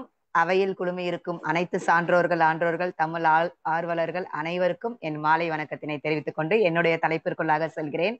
எனக்கு இன்று நான் தேர்ந்தெடுத்திருக்கூடிய தலைப்பு புதுமை தேடுதல். புதுமை என்றால் என்ன அப்படின்னு நம்ம தெரிஞ்சுக்கணும். புதுமை அப்படின்னு சொல்லும்போது ஏதோ ஒண்ணு கண்ணாபின்னான்னு செய்யறது இல்லாம முறைப்படி ஏதாவது ஒன்று புதிதாக கற்றுக்கொள்ள வேண்டியது. இந்த லாக்டவுன்ல தான் நான் என்ன பண்ணேன், ஏதோ நம்ம இந்த யூடியூப்ல எல்லாம் ரொம்ப நேரம் பாக்குற அந்த டைம், ஃபேஸ்புக்ல அது மாதிரிலாம் மீடியால ரொம்ப நேரம் நமக்கு டைம் இருக்கும்போது அப்படியே ஸ்க்ரால் பண்ணிட்டே இருக்கும்போது யூடியூப்ல எனக்கு ஒரு வீடியோ ஒண்ணு பார்த்தேன் நான். அது யாருடையதுன்னா ஒரு மருத்துவருடையது. அவங்களுடைய மோட்டிவேஷனல் ஸ்பீச், அஸ்வின் விஜய் சொல்லிட்டு நீங்க இப்பவும் சர்ச் பண்ணி பார்க்கலாம். எனக்கு அப்பதான் நான் அவரோட வீடியோவை ஃபர்ஸ்ட் பாக்குறேன். ஒரு 2 நிமிஷம் 3 நிமிஷம் வீடியோ தான் இருக்கும். அதுல ஒரு தலைப்பு போட்டிருந்தாங்க. என்னன்னா, நம்மளுடைய மூளையை நம்ம உடலை நம்ம பாதுகாப்போம், இளமையா வைத்துக் கொள்ளணும் அப்படின்னு எல்லாருமே விரும்புவோம். அதற்கு நிறைய முயற்சிகள் எடுப்போம். ஆனா மூளையை எப்படி நம்ம வந்து இளமையா வைத்துக் கொள்ளணும் அப்படின்ற மாதிரி ஒரு வீடியோ. எனக்கு அது அந்த டாபிக்கை பார்த்தோன்னா உள்ள போய் பார்த்தேன். ஒரு 3 நிமிஷத்துல இருந்து 5 நிமிஷம் வரைக்கும் தான் அந்த வீடியோ இருந்திருக்கும். நீங்க சொல்ற மாதிரி சுருங்க சொல்லி விளங்க வைத்தல் அந்த திறன் வந்து அவர்கிட்ட இருக்கு. நிறைய மோட்டிவேஷனல் ஸ்பீச் அவரது இருக்கும், நீங்க பார்க்கலாம் அவரது யூடியூப்ல. அவர் வந்து என்ன சொல்லியிருக்காங்கன்னா, தினம் ஒரு ஒரு விஷயத்த புதுசா நம்ம வந்து கத்துக்கணுமா. அது எத்தனை வயசானாலும் சரி, புதுசா ஒரு சின்ன விஷயத்த நம்ம கத்துக்கிட்டா நம்மளோட மூளை வந்து அப்பப்ப புதுப்பிக்கப்பட்டுக்கிட்டே இருக்குமா. மூளை வந்து இளமையா இருந்தா அதோடைய அந்த பிரதிபலிப்பு நம்மளுடைய உடல் தோற்றத்திலயும் இருக்கும் அப்படின்னு சொல்லி, அதுல இருந்து நான் என்ன பண்ணுவேன், அடிக்கடி ஏதாவது ஒண்ணு புதுசா ஒரு சமையல் பண்றோம் அப்படின்னா கூட எப்பவும் பண்ற ஒரு சமையலா தான் இருக்கும். ஆனா அதை புதுசா எப்படி பண்ணலாம் அப்படின்ட்டு ஒரு யூடியூப்ல எதுலயோ ஒரு மீடியால நம்ம பார்த்து அதை புதுசா கத்துக்கிறது. அப்புறம் புதுசா ஏதாவது ஒண்ணு நம்ம வந்து பண்ணணும் அப்படின்ட்டு நான் என்ன பண்ணேன், அந்த நேரத்துல அப்பத்துல இருந்து அந்த 2020 இருந்து இப்போ வரைக்குமே வாரத்துல ஏதாவது ஒண்ணு வந்து புதுசா நான் கத்துக்கணும் அப்படின்னு சொல்லி ஏதாவது ஒரு ஆர்ட் வரைகிறதோ, அதான் பேப்பர்ல ஏதோ ஒரு சின்ன உருவத்தை ஒரு குருவி பண்றதோ, அப்படி இல்லைன்னா ஒரு பேப்பர் போட் பண்றதோ, டூடல் ஆர்ட் அப்படின்னு சொல்லிட்டு ஒண்ணு நான் பார்த்தேன். அது ஆக்சுவலா கொஞ்சம் டஃப் தான். ஆனா அதை நான் நிறைய வீடியோ யூடியூப்ல பார்த்து அதை நான் நிறைய வரைஞ்சு அதை நான் வந்து ஃபேஸ்புக்ல எல்லாம் போட்டேன். அப்படி புதுசா ஒண்ணு தேடும் போது நம்மளுடைய மூளை வந்து உண்மையிலேயே ரொம்ப ஃப்ரெஷ்ஷா இருக்கு. நம்மளை வந்து ஃபீல் பண்ண வைக்குது. நம்ம வந்து எப்பவுமே இளமையா இருக்கும். நம்மளோட ஏஜ் வந்து ஒரு நம்பர் தான். நம்ம புதுசு புதுசா கத்துக்கும் போது இளமையா உணர்வோம். எப்பவுமே சொல்லுவாங்க என்னன்னா, குழந்தை வந்து பிறந்ததுல இருந்து 5 வயதுக்குள்ள நிறைய கத்துக்கும், அதுக்கப்புறம் 12 வயதுக்குள்ள நிறைய கத்துப்போம், அதுக்கப்புறம் வயது ஆக ஆக அந்த கற்றுக்கொள்கின்ற அந்த தன்மை வந்து குறைந்து விடும் அப்படின்ற மாதிரி சொல்லுவாங்க. அப்போ எப்பவுமே நம்மளுக்குள்ள ஒரு சின்ன ஒரு குழந்தைத்தனம். இப்ப என்னுடைய பையனுக்கு ஏதாவது ஒரு ஸ்கூல் ஆக்டிவிட்டி கொடுத்தாங்கன்னா நான் என்ன பண்ணுவேன், நானும் அவனை உட்காந்து பண்ணும்போது எல்லாரும் பண்ற மாதிரியே பண்ணணும்னு யோசிக்க மாட்டேன். அதை வித்தியாசமா எப்படி பண்ணலாம், ஒரு 10 வீடியோ பார்த்தாலும் அந்த 10 வீடியோ மாதிரி நான் பண்ண மாட்டேன். அதை வச்சு நம்ம இனோவேட்டிவா வேற என்ன பண்றோம் அப்படின்ற மாதிரிலாம் நிறைய நான் அவனுக்கு வந்து சொல்லி கொடுப்பேன். நான் அதை செஞ்சு பார்ப்பேன், எனக்கு அது சந்தோஷமா இருக்கும், புதுசா நம்ம ஒண்ணு பண்றோம் அப்படின்னு சொல்லிட்டு. இன்னைக்கு கூட நான் வந்து எப்பவுமே டெய்லி சார் போடுற அந்த இன்விடேஷன் பார்ப்பேன். எனக்கு உள்ள வரணும்னு ஆசையா இருக்கும், ஆனா நிறைய வேற வேற கிளாஸ் அட்டன் பண்றதுனால எனக்கு வர முடியாது. இன்னைக்கு இதை பார்த்தோன்னா இதை பேசியே ஆகணும் அப்படின்னு, அந்த தலைப்பு எனக்கு எல்லா தலைப்பும் பிடிச்சிருந்தது, ஆனா எனக்கு இதை பேசியே ஆகணும், இது நம்ம எங்கேயுமே பேசினது இல்லையே அப்படின்னு சொல்லிட்டு, புதுமையா இருக்கணும் ஒரு தலைப்பு அப்படின்றதுக்காக நான் இந்த தலைப்பை நான் எடுத்தேன், புதுமை தேடுதல் அப்படின்னு. புதுமையை நம்ம எப்பவுமே தேடும் போது நம்மளுடைய மூளையை நம்ம வந்து சுறுசுறுப்பாக வச்சுக்கலாம். நம்மளோட ஏஜ் வந்து நம்மளோட வயதை வந்து நம்ம வந்து நினைக்க மாட்டோம். அதே மாதிரி தொல்காப்பியத்துல இந்த புதுமை பத்தி ஒண்ணு சொல்லியிருக்காங்க. என்னன்னா, மெய்ப்பாட்டியல் பொருளதிகாரத்துல 6ஆம் இயல்ல மெய்ப்பாட்டியல் என்று சொல்றது வந்து என்னன்னா 8 மெய்ப்பாடுகளை தொல்காப்பியர் நமக்கு சொல்லியிருப்பாரு. இது வந்து வேற எந்த இலக்கணத்திலயும் கிடையாது, சொல்லியிருப்பாங்க. அதுல வியப்புன்னு ஒரு மறுக்கை அப்படின்னு ஒண்ணு சொல்லியிருப்பாங்க. அந்த மறுக்கை தோன்றுவதற்கு ஒரு காரணமாக நம்மளுடைய இந்த புதுமையா நம்ம ஒன்றை பார்க்கும்போது நமக்கு ஒரு வியப்பு ஏற்படும், ஆச்சரியம் ஏற்படும், அதனால நம்ம வந்து மகிழ்ச்சியாக இருக்கலாம் அப்படின்ற மாதிரி மெய்ப்பாட்டியல்ல சொல்லியிருப்பாங்க. இந்த 5 நிமிடத்துக்குள்ளாக எவ்வளவு இந்த புதுமையை நான் வந்து சொல்ல முடியுமோ சொல்லியிருக்கேன். இது என்னுடைய அனுபவம் தான். ஒவ்வொருத்தருக்கும் இந்த மாதிரி வேற வேற அனுபவங்கள் இருக்கலாம். நிறைய பேருக்கு இந்த விஷயம் தெரிஞ்சிருக்கும், தெரியாதவர்களுக்கு இது புதுமையாக இருக்கும். புதுமையான இந்த தேடலை நம்ம தினம் தினம் தேடும் போது நம்மளுடைய மூளையை இளமையாக வைத்துக் கொள்ளலாம். அதன் மூலமாக நம்மளுடைய மூளை சுறுசுறுப்பா இருக்கும் போது நம்மளுடைய உடலும் சுறுசுறுப்பாக இருக்கும். நம்மளுடைய அந்த முதுமையை தள்ளி போடலாம். எப்பவுமே நமக்குள்ள நம்ம வந்து ஒரு யூத் ஃபீலிங் இருக்கும் எப்பவுமே. அதை நான் இன்னைக்கு சொல்லிக்கணும்னு நினைக்கிறேன். இந்த புதுமையான தேடல் தலைப்புல பேச வாய்ப்பு அளித்த அனைவருக்கும் இதை இயக்குற அந்த ஸ்டீஃபன் ஐயாவுக்கும் மிக்க நன்றி, மகிழ்ச்சி. முடிச்சிட்டேனா சார்? நீங்க கரெக்டா பிளான் பண்ணி ஒரு செகண்ட் கூட விடாத பேசியிருக்கீங்களா, பாராட்டுக்கள். பாத்துக்கிட்டே பேசினேன். அதான் தெரியுது. பவளசங்கரி மேடம் வாங்க. மகிழ்ச்சி சார். எனக்கு ஒரு மீட்டிங் இருக்கு சார், நான் டிராப் வைக்கிறேன். Thank you sir. ப்ளீஸ் ஆரம்பிக்கலாமா சார்? போட்டுட்டுமா? இருங்க, ஆரம்பிக்கலாம் மேடம். அனைவருக்கும் வணக்கம். இன்னைக்கு நானும் எல்லாருக்குமே இந்த மகிழ்ச்சிங்கிற வார்த்தையை பார்த்துட்டாவேங்க அதை மிஸ் பண்ண முடிய மாட்டேங்குது. எல்லாரும் அந்த மகிழ்ச்சிக்காக தான் வாழ்க்கையில ஓடிட்டே இருக்கோம் இல்லையா? எத்தனை பிரச்சனைகள் வந்தாலும் கொஞ்சமாவது அதுல ஒரு மகிழ்ச்சி கிடைச்சா ரொம்ப சந்தோஷம்னு நினைக்கிறோம். ஆனா இந்த மகிழ்ச்சி வந்து எப்பவுமே நம்ம கையில தான் இருக்குன்னு நான் நினைக்கிறேன் எப்பவுமே. உண்மையா சொன்னா, நீங்க புத்தர் சொல்ற மாதிரி உண்மையான மகிழ்ச்சியின் மிகப்பெரிய ஆதாரம்னு பார்த்தோம்னா அது வந்து பிறரை நேசிப்பதுலதான் அந்த ஆதாரம் இருக்கு. அப்படி பார்த்தோம்னா நம்மளை சுத்தி இருக்க ஒரு நல்ல நட்பு வட்டம், இவங்க கிட்ட அந்த நேசம் கிடைக்குது. அதோட கூட நீங்க இன்னொன்னு பாத்தீங்கன்னா, அந்த நம்ம அந்த கூட்டு குடும்பம்னு முன்னாடி இருந்தோங்க. நான்லாம் அந்த மாதிரி கூட்டு குடும்பத்துல வளர்ந்தவதான். அந்த கூட்டு குடும்பத்துல பாத்தீங்கன்னா அத்தனை ஒரு பாசமும் நேசமும் கிடைக்கும் நம்மளுக்கு. அப்ப நான்லாம் சின்ன பொண்ணா இருக்கும்போது அங்க கூட்டு குடும்பமா எங்க வீட்டுல ஒரு 30 பேர், சித்தப்பா சித்தி எல்லாரோட தான் நாங்க ஒன்னா வாழ்ந்தோம். அப்போ எத்தனை வீட்டுல தப்பு பண்ணுவோம், அடி வாங்குவோம், திட்டு வாங்குவோம். அப்ப கூட அந்த ஒருத்தர் திட்டுவாங்க, ஒருத்தர் அன்பா அச்சச்சோ நீ அழாத அப்படின்னு செல்லம் கொடுப்பாங்க, கொஞ்சுவாங்க. ஒருத்தர் ரொம்ப அந்த மாதிரி அந்த ஒரு கூட்டு குடும்பத்துல வாழும்போது கிடைக்கிற மகிழ்ச்சி இன்னைக்கு நிறைய அந்த குழந்தைங்க மிஸ் பண்றாங்க. அப்ப எதுல மகிழ்ச்சி மிஸ் பண்றோம்னு பாத்தீங்கன்னா இந்த மாதிரி நிறைய விஷயங்களை நம்ம சொல்ல முடியுதுங்க.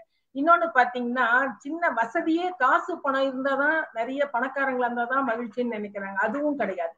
ஏன்னா நம்ம அதுக்கு ஒரு ஆதாரம் பாத்தீங்கன்னா, டாடா ரத்தன் டாடா கடைசி காலத்துல தன்னோட சொத்து காசு பணம் எதுவும் தேவையில்லைன்னு ஒரு சின்ன வீட்டுல குடியிருந்து அந்த ஒரு மன அமைதி நிம்மதி கிடைக்கணும் அந்த மகிழ்ச்சிக்காக இருந்தாரு. அப்ப அதுலயும் நமக்கு மகிழ்ச்சி இல்ல. அப்புறம் சில பேர் நினைக்கிறாங்க ரொம்ப அழகா இருந்தா மகிழ்ச்சி இருக்கும் அப்படின்னு. இதுக்கு ஒரு குட்டி கதை கூட நான் சொல்லலாம்னு நினைக்கிறேன் என்னோட டைம்ல.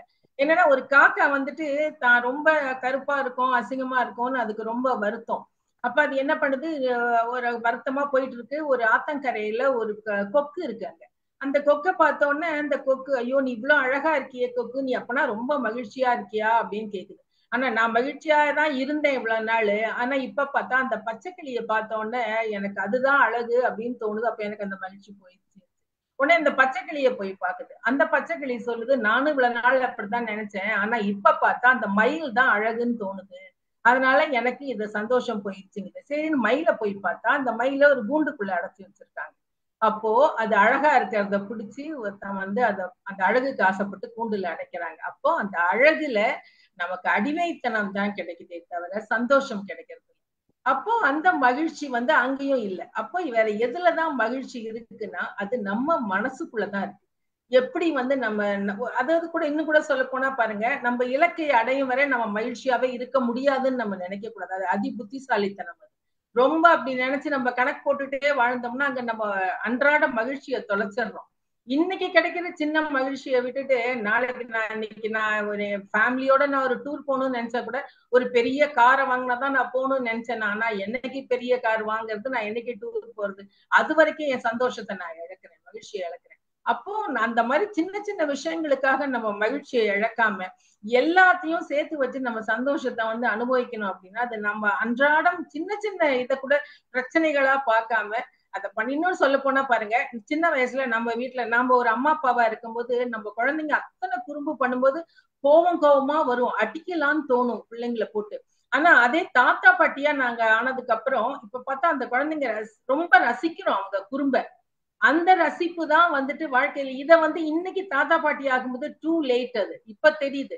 ஆனா நம்ம குழந்தைங்க அந்த குறும்ப ரசிக்க முடியாம போயிடுச்சே அப்படிங்கிற ஒரு வருத்தம் தான் இப்ப தோணுது அது. அப்போ அந்த மாதிரி அந்த சின்ன சின்ன விஷயங்களை கூட நம்ம யோசிச்சு பார்க்கும்போது நம்ம மகிழ்ச்சி நம்ம கிட்டதான் இருக்குங்கிறது உறுதியா நம்மளால சொல்ல முடியுது இல்லைங்களா? அதே மாதிரி முதுமை பத்தி கவலைப்பட தேவையில்லை. ஏன்னா முதுமையில பொறுப்புகள் நம்மளுக்கு இல்ல, மகிழ்ச்சியா வாழக்கூடிய வயசு. அப்ப போய் நம்ம போய் முதுமையை நினைச்சு கவலைப்பட்டு இருக்க வேண்டியது இல்லை. அப்ப இன்னொரு முன்னாடி பேசினவங்க சொன்னாங்க டை போடுறது, அதை பத்தி உண்மையிலே இப்ப டை போடணும்னு தோணுதா? இந்த வயசுக்கு எனக்கு இந்த வயசுக்கு எனக்கு கருப்பு முடி இல்லைன்னு தெரியும், டை போடலாம். அந்த மாதிரி நம்ம சந்தோஷம் நம்ம கையில இருக்குங்கிறத உறுதி பண்ணிக்கிட்டு நம்ம மகிழ்ச்சியை யாரும் புடுங்கவும் முடியாது, நம்ம கிட்ட யாரும் மத்தவங்களோட இருந்து மகிழ்ச்சி எடுத்துக்கவும் முடியாது. அது நம்ம கிட்டதான் இருக்கு, நமக்குள்ளதான் இருக்குங்கிறத நம்ம புரிஞ்சுக்கிட்டோம்னாவே அன்றாடம் நமக்கு 1008 பிரச்சனைகள் இருந்தாலும் அதற்கு மத்தியிலையும் நம்மளால மகிழ்ச்சியா வாழ முடியும். சின்ன சின்ன சந்தோஷங்கள் கூட நம்ம இழக்காம இருக்க முடியுங்கிற ஒரு எண்ணம் எனக்கு எப்பவும் உண்டு. இது ஒரு அருமையான வாய்ப்பு, என்னோட எண்ணத்தை பகிர்ந்து கொடுத்தீங்க, ரொம்ப சந்தோஷம். அதுலயே ரொம்ப மகிழ்ச்சி இன்னைக்கு. நன்றி நன்றி நன்றி. கரெக்டா 5 நிமிஷம். நன்றி சார், நன்றி சார். மகிழ்ச்சி, நன்றி நன்றி. சக்கரவர்த்தி சார் பேசுறீங்களா?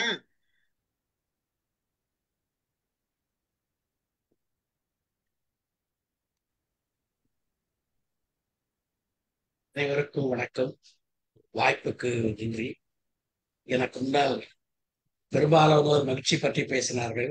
நானும் மகிழ்ச்சியை பற்றி பேசுவதற்கு மகிழ்ச்சியுடன் இங்கு வந்திருக்கிறேன். இந்த மகிழ்ச்சி ஒவ்வொரு காலகட்டத்திலும் ஒவ்வொருவருக்கும் ஒவ்வொரு விதமாக அமைந்திருக்கும். மனிதருக்கு மனிதர் வேறுபடும், இடத்திற்கு இடம் வேறுபடும், சூழ்நிலைக்கேற்ப இந்த மகிழ்ச்சி மாறுபடும். குழந்தையாய் இருக்கும்போது நாம் கண்ட மகிழ்ச்சிக்கும் இப்பொழுது முதியவராய் இருக்கும்போது அனுபவிக்கின்ற மகிழ்ச்சிக்கும் ஏராளமான வித்தியாசங்கள் இருக்கும். அந்தந்த பருவத்துக்கு அந்தந்த நேரத்தில் நான் மகிழ்ச்சி அடைக்கிறேன். நான் இந்த மகிழ்ச்சி எனக்கு முன்னால் பேசிய அம்மா சொன்னார்கள், கூட்டு குடும்ப வாழ்க்கை. இளவயதில் நான் இந்த கூட்டு குடும்ப வாழ்க்கையை மிகவும் ரசித்தவன், மிகவும் லயித்தவன். அது எனக்கு பெரிய மகிழ்ச்சி. இன்றளவும் அது நினைவில் நீங்கா இடம்பெற்று விட்டது. இளமை பருவத்தில் நண்பர்களோடு சேர்ந்து ஓடி ஆடி விளையாடியதும் ஒவ்வொரு காலகட்டத்தில் அந்த மகிழ்ச்சி நிறைவான மகிழ்ச்சியாக நான் கொண்டாடினேன். அதற்கு பிறகு வாலிப வயதாகி அந்த நேரத்தில் அது வேறு விதமான மகிழ்ச்சி. வேலைக்கு சேர்ந்த பின் அது ஒரு விதமான மகிழ்ச்சி. இப்படி காலந்தோறும் இந்த மகிழ்ச்சி மாறுபட்டு கொண்டே வந்தாலும் மகிழ்ச்சி என்பது ஒரு மனநிறைவை தந்திருக்கிறது. அது மன மாற்றத்துக்கானது அல்ல, மன நிறைவை தந்திருக்கிறது. அதற்காக நான் மகிழ்ச்சி அடைகிறேன். இந்த நேரத்தில் நான் கடந்த 40 ஆண்டுகளாக ஏறத்தாழ என் வாழ்வில் நடந்த அனைத்திலும் சுருக்கமாக அன்றாட நிகழ்வாக நான் என்ன செய்தனோ அதை ஒரு பகிர்ந்து கொள்ளலாம் நினைக்கிறேன். வைகறை துயிலில் சரியான நேரத்தில் எழுதல் மகிழ்ச்சி. நான் காலையில எழுந்து ரொம்ப 5 o'clock எழுந்துக்குவேன். 1.5 மணி நேரம் வாக்கிங் போவேன். அந்த 1.5 மணி நேரம் முடிஞ்சு அதுக்கப்புறம் அன்றைய தினத்துல என்ன நடக்குது அப்படி கடந்த 15 ஆண்டுகளாக 40 ஆண்டுகளாக நடந்தாலும் இந்த கடந்த 15 ஆண்டுகளாக மிகவும் ரசித்து நான் நடந்த மகிழ்ச்சியை உங்களோடு பகிர்ந்து கொண்டேன். வைகறை துயிலில் சரியான நேரத்தில் எழுதல் மகிழ்ச்சி. சோம்பல் குறித்து சாலையில் நடைபயிறுதல் மகிழ்ச்சி. 1.5 மணி நேரம் போய் ரிட்டர்ன்ல கதிரொளி கண்டபின் வீடு திரும்புதல் மகிழ்ச்சி. அந்த செவ்வாறு செவந்து வரத பார்க்கும் போது ரொம்ப மகிழ்ச்சி. அதுக்கப்புறம் அப்படியே ரிட்டர்ன். கதிரொளி கண்டபின் வீடு திரும்புதல் மகிழ்ச்சி. இயற்கையை ரசித்து நடந்தல் மகிழ்ச்சி. எதிர்ப்படும் நண்பர்களை கண்டு முகமன் கூறுதல் மகிழ்ச்சி. வீடு வந்ததும் குளித்து உடைமாற்றிய பின் ஒப்பனை செய்தல் மகிழ்ச்சி. காலை சிற்றுண்டியுடன் காப்பி அருந்துதல் மகிழ்ச்சி. இது அன்றாடம் நடக்கக்கூடிய நிகழ்வுகள். அலுவலகம் செல்ல அடித்து பிடித்து ஓடுதல் மகிழ்ச்சி. ரயில் குறித்த நேரத்தில் வந்து சேர்ந்தால் மகிழ்ச்சி. இடம் கிடைத்து அமர்ந்து பயணித்தால் மகிழ்ச்சி. இறங்கிய பின் பேருந்து பிடிக்க ஓடுதல், அது ஒரு விதமான மகிழ்ச்சி. சாரி.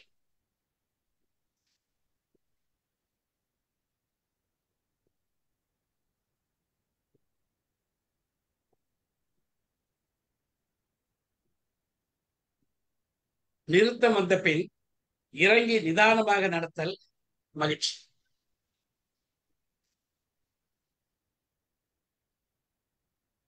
பேப்பர்ல வச்சுக்கலாம் போல.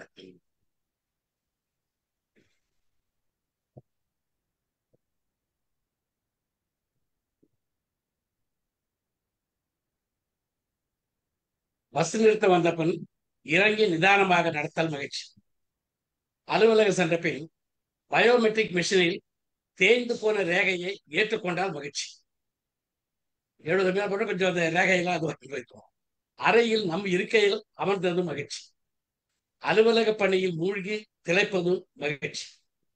பணி முடித்து இல்லம் செல்ல எழுவதும் மகிழ்ச்சி. மீண்டும் அதே ஓட்டம், பேருந்து, ரயில் பயணம், மகிழ்ச்சி. வீடு திரும்பிய பின் மனையாளை காணும் போது எழும் அலாதி மகிழ்ச்சி. செப்டம்பர் 2021 வரை இதுதான் நான் கண்ட மகிழ்ச்சி.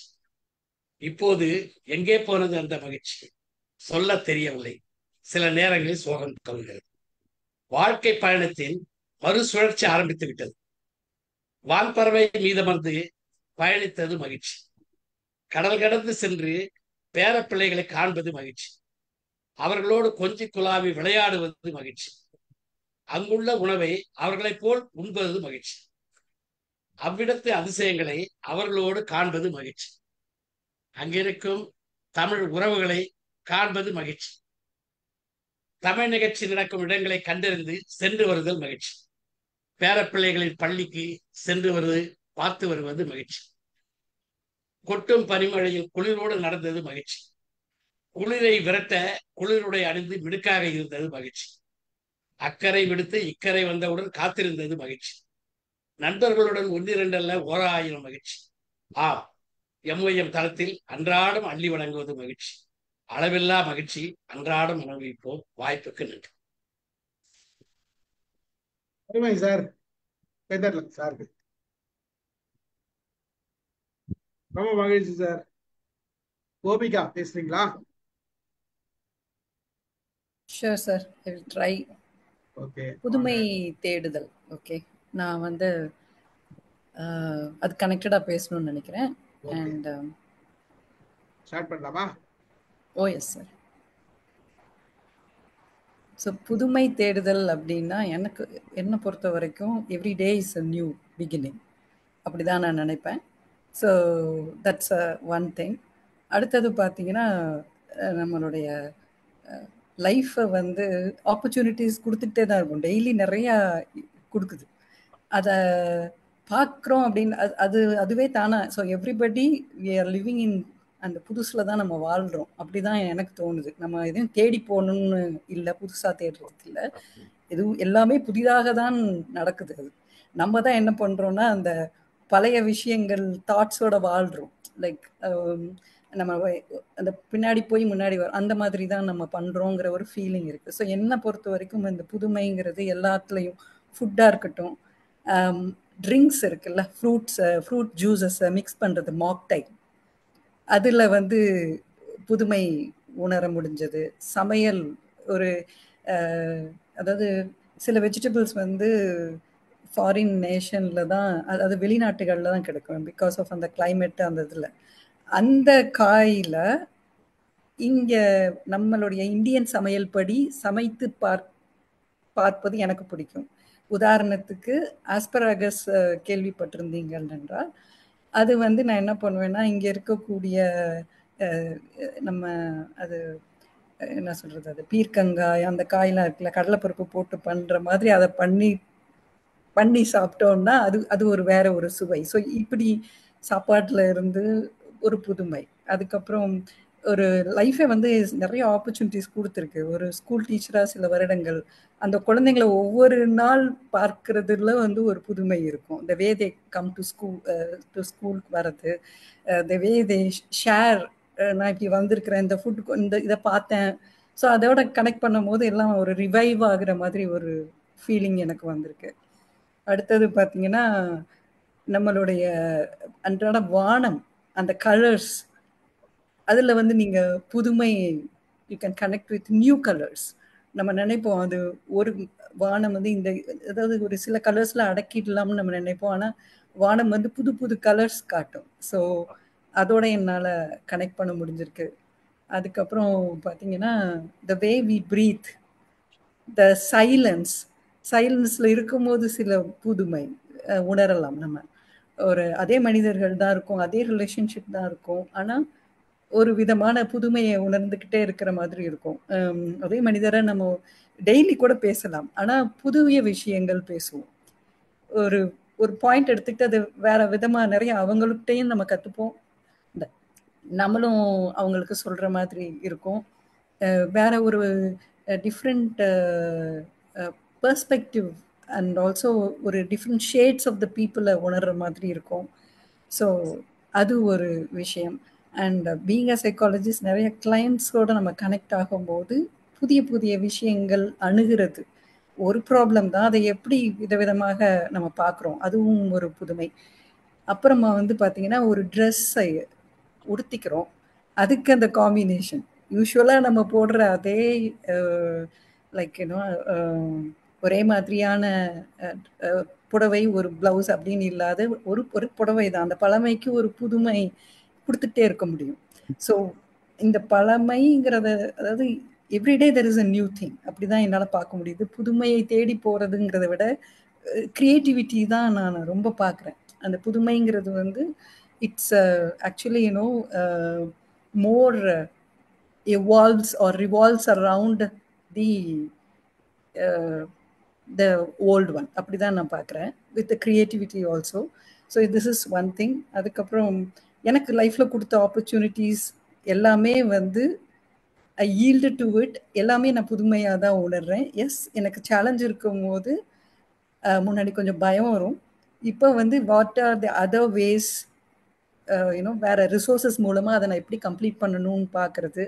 அண்ட் எல்லாத்தையும் ஒரு எக்ஸ்பீரியன்ஸாக எடுக்கும் போது எனக்கு அது புதுமையாகவே தான் நான் அதை பார்த்துக்கிட்டே வரேன். So it's a wonderful topic. Thank you very much Stephen sir. நிறையா ரிஃப்ளெக்ட் பண்ண தோணுச்சு. So I always admire creativity, and always I do feel that I am living new every day. Thank you. Super excellent. கைதட்டலாம். இதுதான் நமக்கு சேலஞ்சே. ஒரு 5 நிமிஷம் எடுத்துட்டு 5 நிமிஷத்துல ஒரு டாபிக் எடுத்துட்டு அழகா பேசி முடிக்கிறதுன்றது it's a real challenge. Successfully did it. பாருங்க, இப்பதான் முடிஞ்சது உங்களோட 5 minutes. Super, excellent excellent. அடுத்தது வேற யார் பேசுறது? நம்ம பேச வேண்டியது யார் இருக்காங்க? ஆரம்பிங்க சார், பேசுறீங்களா? பேசுறேன் சார்.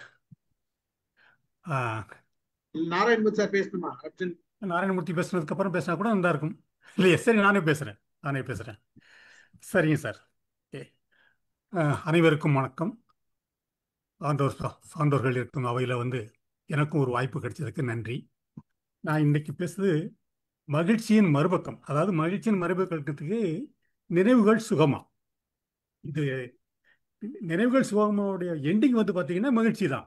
அது ஆக நினைவுகளை வந்து சுகமாக்கி பார்க்கறது எப்படி அப்படிங்கிறத வந்து சில அனுபவத்தின் வாயில சொல்லலான்னு ஆசைப்பட்டேன். எதிலிருந்து ஆரம்பிக்கிறது அப்படின்னு பார்த்தா, நம்ம ஒரு 10 வயசு 12 வயசு இருக்கும்போது இந்த நமக்கு வந்து அப்போ எல்லாம் வந்து இந்த ரயில் வண்டியை பார்த்தாலே நமக்கு பயணம் கிடைக்காது. ஏன்னா நமக்கு சொந்தக்காரங்களே கிடையாது போது நம்ம எங்கே ரயில் வண்டியில் பயணம் பண்ணுறது எங்களுக்கு. அப்படிங்கிறனால நாங்கள் வந்து ஒரு இந்த 6 மீட்டர் நீளம், 6 மீட்டர் நீளத்துக்கு வந்து ஒரு பெரிய கயிறு, சணல் கயிறை வந்து கட்டிட்டு அதில் வந்து உள்ளே வந்து ரயில் மாதிரி வச்சு முன்னால் டிரைவரு பின்னால் கண்டக்டர் மாதிரி நானும் என் மச்சனனும் வந்து அப்படியே ஓட்டிகிட்டு போவோம் ஓரமாக. இந்த ரயில் வண்டி, இந்த நுங்கு வண்டியும் சைக்கிள் வண்டியும் தள்ளிட்டு போகிற மாதிரி இந்த ரயில் வண்டி ஓடிட்டு போவோம். வந்து முன்னால் ஓடுவோம். அதில் எங்கள் வீட்டு பிள்ளை சின்ன ஃப்ரெண்ட்ஸுங்கெல்லாம் வந்து அப்போ எல்லாம் ஒரு 10 வயசு 12 வயசு தானே. பிள்ளைங்க நடுவில் ஏற்றிட்டு எந்த ஊருக்கு போகிறேன், நான் டெல்லிக்கு போகிறேன், நான் கல்கட்டாவுக்கு போகிறேன் அப்படின்ட்டு. ஸோ இந்த நினைவுகளை வந்து நினச்சி பார்த்தேன். சார், எப்படிப்பட்ட நினைவுகள் அப்படின்னு. இப்போ அந்த நினைவுகள், அந்த வயசில் பட்ட அந்த அனுபவம் வந்து இப்போ நம்ம வந்து இந்தியா பூரா வந்து ரயிலில் வந்து பயணம் செல்லக்கூடிய வாய்ப்பு, நம்ம எப்போப்பட்ட அனுபவங்கள் தான் இப்போ வந்து நமக்கு அந்த ஒரு மகிழ்ச்சியை கொடுக்குது. சரி, அப்புறம் வந்து சைக்கிள் ஓட்டுறது. சைக்கிள் ஓட்டுனது எப்படின்னா வந்து சைக்கிள் கற்றுக்கிறதுக்கு முன்னாலே சைக்கிள் ஓட்டி பழகணும்னா ஓட்டி பழகணும்னு பார்க்கும்போது நமக்கு இந்த தள்ளு வண்டி சைக்கிள் சக்கரத்தை வந்து ஒரு டயர் இல்லாமல் இருக்கும்போது அந்த ஒரு கட்டை வச்சு உருட்டிட்டு போவோம். அது வந்து ஓடும்போது அது ஒரு நினைவு வந்து. இப்போ அந்த நேரத்தில் வந்து நினைவு வந்து ஒரு சக்கரத்தை வச்சு ஓட்டிட்டு கட்டை வச்சு ஓட்டிட்டு போன நாம வந்து இன்னைக்கு 2 சக்கர வண்டியில் போகிறோம், மிதி வண்டியில் போகிறோம், பைக்கில் போகிறோம். வசதி வாய்ப்பு கூடி இருக்கு, கொஞ்சம் வாய்ப்பு கிடைச்சிருக்கு நமக்கு. கடவுள் நமக்கு வந்து நல்ல வேலை கிடைச்சனால கிடைச்சிருக்குது.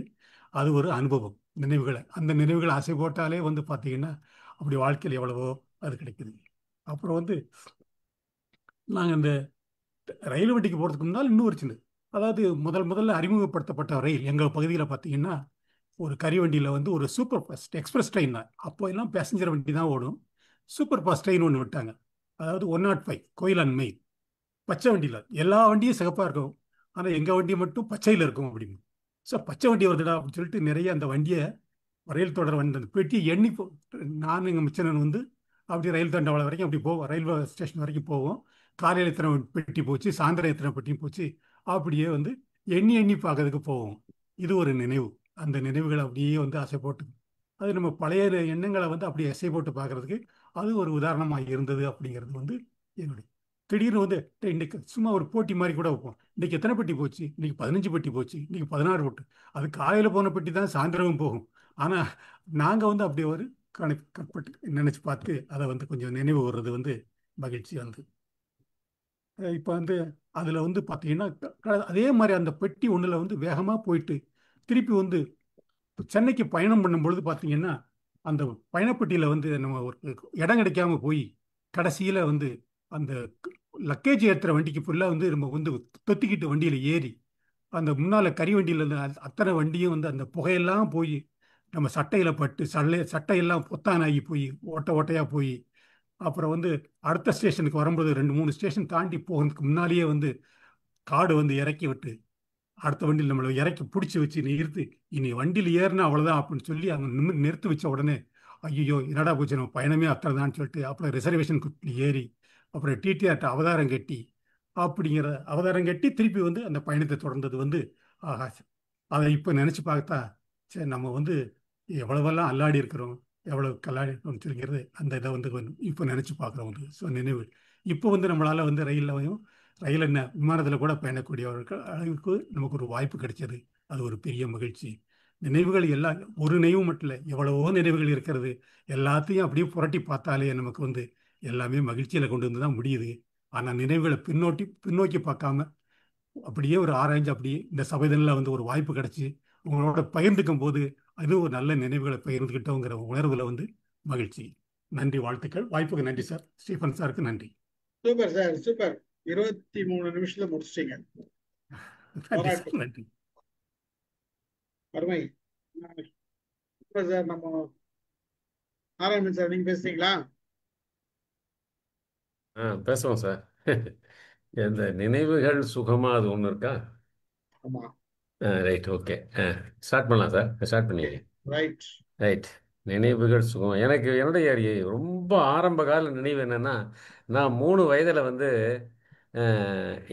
என்னை வந்து தண்ணி தெளித்து விட்டாங்க. தனியாக இனி வந்து இவர் பிழைக்க மாட்டாருன்னு சொன்ன போது ஜென்ரல் ஹாஸ்பிட்டல் தூக்கிட்டு போயிருக்காங்க. அப்போ இந்த ஜென்ரல் ஹாஸ்பிட்டலில் ஒரு நாள் இருந்த நினைவு எனக்கு நல்லா ஞாபகம் இருக்குது. அந்த பெட்டில் அன்றைக்கி வந்து தீபாவளி. அன்றைக்கி நான் தீபாவளியை கொண்டாட முடியல அப்படிங்கிற வருத்தத்தில் இருந்தனவே எனக்கு அந்த உடம்பு சரியில்லைங்கிறது எனக்கு அப்போ ஞாபகம் இல்லை. அப்போல்லாம் சின்ன வயசில் வந்து 3 சக்கர சைக்கிள் வந்து வீட்டில் இருக்கும். சக்கரம் ரொம்ப பெருசாக இருக்கும். 3 சக்கரமே பெருசாக இருக்கும். ஆளை விட சைக்கிளோட சக்கரை பெருசாக இருக்கும். அதை வச்சு ரோட்டில் வந்து சாதாரணமாக கிட்டத்தட்ட ஒரு 200 மீட்டர் சாதாரணமாக ஓட்டிகிட்டு போவோம். எங்கள் வீட்டில் அந்த கொஞ்சம் ஒரு தெரு முனையில் வந்து ஒரு கோயில் ஒன்று இருக்கும். அந்த கோயில் வரைக்கும் ஓட்டிகிட்டு போவோம். எந்த தடையும் இருக்காது. இன்றைக்கி வந்து ஒன்றுமே பண்ண முடியல அந்த தெருவில் போய்.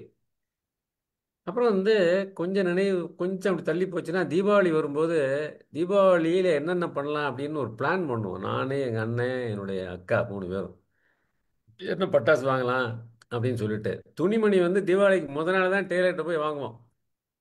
அவர் அன்னைக்கு நைட் சாயந்தரம் காலையிலேருந்து உருவிட்டு இருப்போம் அவரை. எப்போன்னு இந்தாப்பா வா பாரு. சாயந்தரம் 6 மணிக்கு போய் உட்காந்து 8 மணி 9 மணி கூட வாங்கிட்டு வந்திருக்கேன் நான் துணியை. காலையில் 3 மணிக்கு எழுந்துடுவேன் தீபாவளிக்கு. எழுந்து நான் பட்டாசு நாங்கள் வெடிக்க மாட்டோம். 8th வீட்டில் வெடிக்கிற பட்டாசை வேடிக்கை பார்த்துட்டு இருப்போம். நம்மளுக்கு போயிரும்ல வெடிச்சு, நம்ம லிமிட்டட் தானே. 3 பேருக்கு வந்து 10 ரூபாய்க்கு தான் பட்டாசு வாங்குவாங்க. அந்த மாதிரி அதுலேருந்து நான் வந்து அது வேடிக்கை தான் பார்த்துட்டு இருப்பேன். அது கிட்டத்தட்ட ஒரு 15 நாள் வச்சு வெடிப்பேன். அதில் வேற கார்த்திகைக்கு வச்சு வேற வெடிக்கிறது கொஞ்சம். எனக்கு ரொம்ப நினைவு சின்ன வயசில் இருந்த நல்ல நினைவு எதுன்னா, என்னுடைய 2வது வாத்தியார் வந்து அவருடைய கையெழுத்து. அவர் தான் எனக்கு இன்ஸ்பிரேஷன். 2வது வாத்தியாருடைய கையெழுத்து எனக்கு ரொம்ப தமிழ் அப்படியே கண்ணில் ஒத்திக்கிற மாதிரி இருக்குன்னு சொல்லுவாங்களா, அந்த மாதிரி எழுதுவார். ஒருவேளை அவருக்கு கையெழுத்தை பார்த்தா நான் வந்து கையெழுத்தை டெவலப் பண்ணணும் அப்படின்னு எனக்கு ஒரு தாட் உண்டு எப்பவுமே. அவ்வளோ இன்னும் எனக்கு கண்ணில் நிற்கிது. அவர் எழுதுனது அப்படியே நிற்கிது. அப்புறம் 3வது படிக்கும்போது இங்கிலீஷ்லாம் கிடையாது. 5வது தான் ஏபிசிடி எங்களுக்கு. அந்த 3வது படிக்கும்போது நல்லா படிக்கிற பசங்க ஒரு 20 பேரை கூட்டிகிட்டு போய் வேற ஒரு ஸ்கூலுக்கு கூட்டிகிட்டு போய் இங்கிலீஷ் சொல்லி தருவாங்க.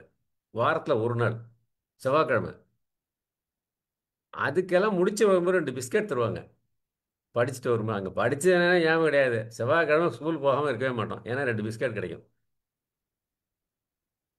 எனக்கு 66 என்னுடைய சிஸ்டர் கல்யாணம் பண்ணப்போ எனக்கு வந்து ஒரு 50 பைசா கொடுத்துட்டு போனாங்க. அந்த 50 பைசா கிட்டத்தட்ட ஒரு வாரம் வச்சுருந்தேன் நான். செலவழிச்சா போயிருமே எத்தனையோ நாள் வச்சு ஞாபகம் இருக்கு எனக்கு. அப்புறம் எங்கள் வீட்டுக்கு பக்கத்தில் ஒரு சந்து ஒன்று இருக்கும்.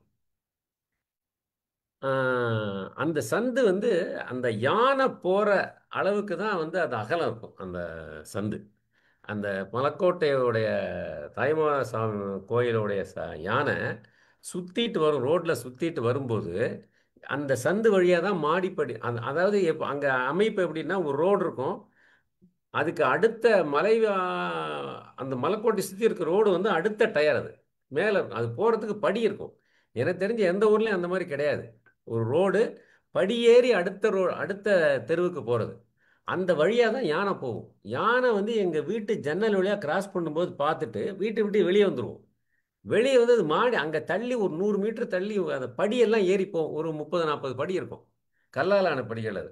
அது ஏறி போகிறது வேடிக்கையாக இருக்கும். நிறைய பேர் பின்னாடியே வருவானுங்க அந்த யானையை படி ஏறி போகிறத பார்க்குறதுக்கு. அப்புறம் இந்த தெப்பக்குளம், திருச்சி தெப்பக்குளம் வந்து ரொம்ப அழகாக இருக்கும். இன்னைக்கு வந்து அதனுடைய அழகு வந்து அழகு கிடையாது. இப்போ அதை மறைச்சு எக்கச்சக்க கடைகள் வந்து அது வந்து அந்த 4 அடி செவுரு இருக்கும். பார்க்கறதுக்கு அவ்வளோ அழகாக இருக்கும். ஒரு முறை தெப்பக்குளத்தில் இருக்க தண்ணி எல்லாம் வந்து இது பண்ணாங்க, ட்ரெயின் பண்ணாங்க. அப்போ வந்து போய் பார்த்துருக்கேன் அந்த தெப்பக்குளத்தை. ரொம்ப அழகு அதெல்லாம். அப்புறம் ஒரு நண்பருடைய திருமணம் போது தமிழ் குடிமகனோட பழகும் ஒரு நாள் வாய்ப்பு கிடைச்சது எனக்கு. அதை நான் மறக்க மாட்டேன். ரொம்ப நல்லா இருந்தது. இன்னும் நிறைய நினைவுகள் இருக்கு. அருமை. ஆனால் நினைவுகள் எப்பவுமே சுகம்தான். பழைய நினைவுகள் எப்பவுமே அருமை. நன்றி சார். அருமை சார், மகிழ்ச்சி. அதாவது 5 நிமிடம் இன்னும் கூட ஆகல. இல்லை பார்த்து இருக்கட்டும், அதனால இன்னும் 13 செகண்ட் இருக்கு. நினைவுகள் நிறைய இருக்கு. நம்ம நிறைய இருக்கு. கொடுத்த நேரத்துக்குள்ள ஒரு நல்ல விஷயங்களை நம்ம சொல்றதுன்றது சிறப்பு. பாராட்டுக்கள். மீண்டும் ஒரு கைத்தட்டல். அடுத்தது யார் பேசணும்? சிவகனி வாங்கல.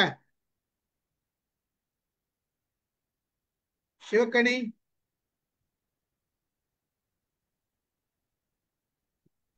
வாங்க. சார் அனைவருக்கும் வணக்கம் சார். வணக்கம் சார். இன்னைக்கு என்னோட டாபிக் வந்து மகிழ்ச்சி பத்தி பேசலாம்னு இருக்கேன் சார். Very good.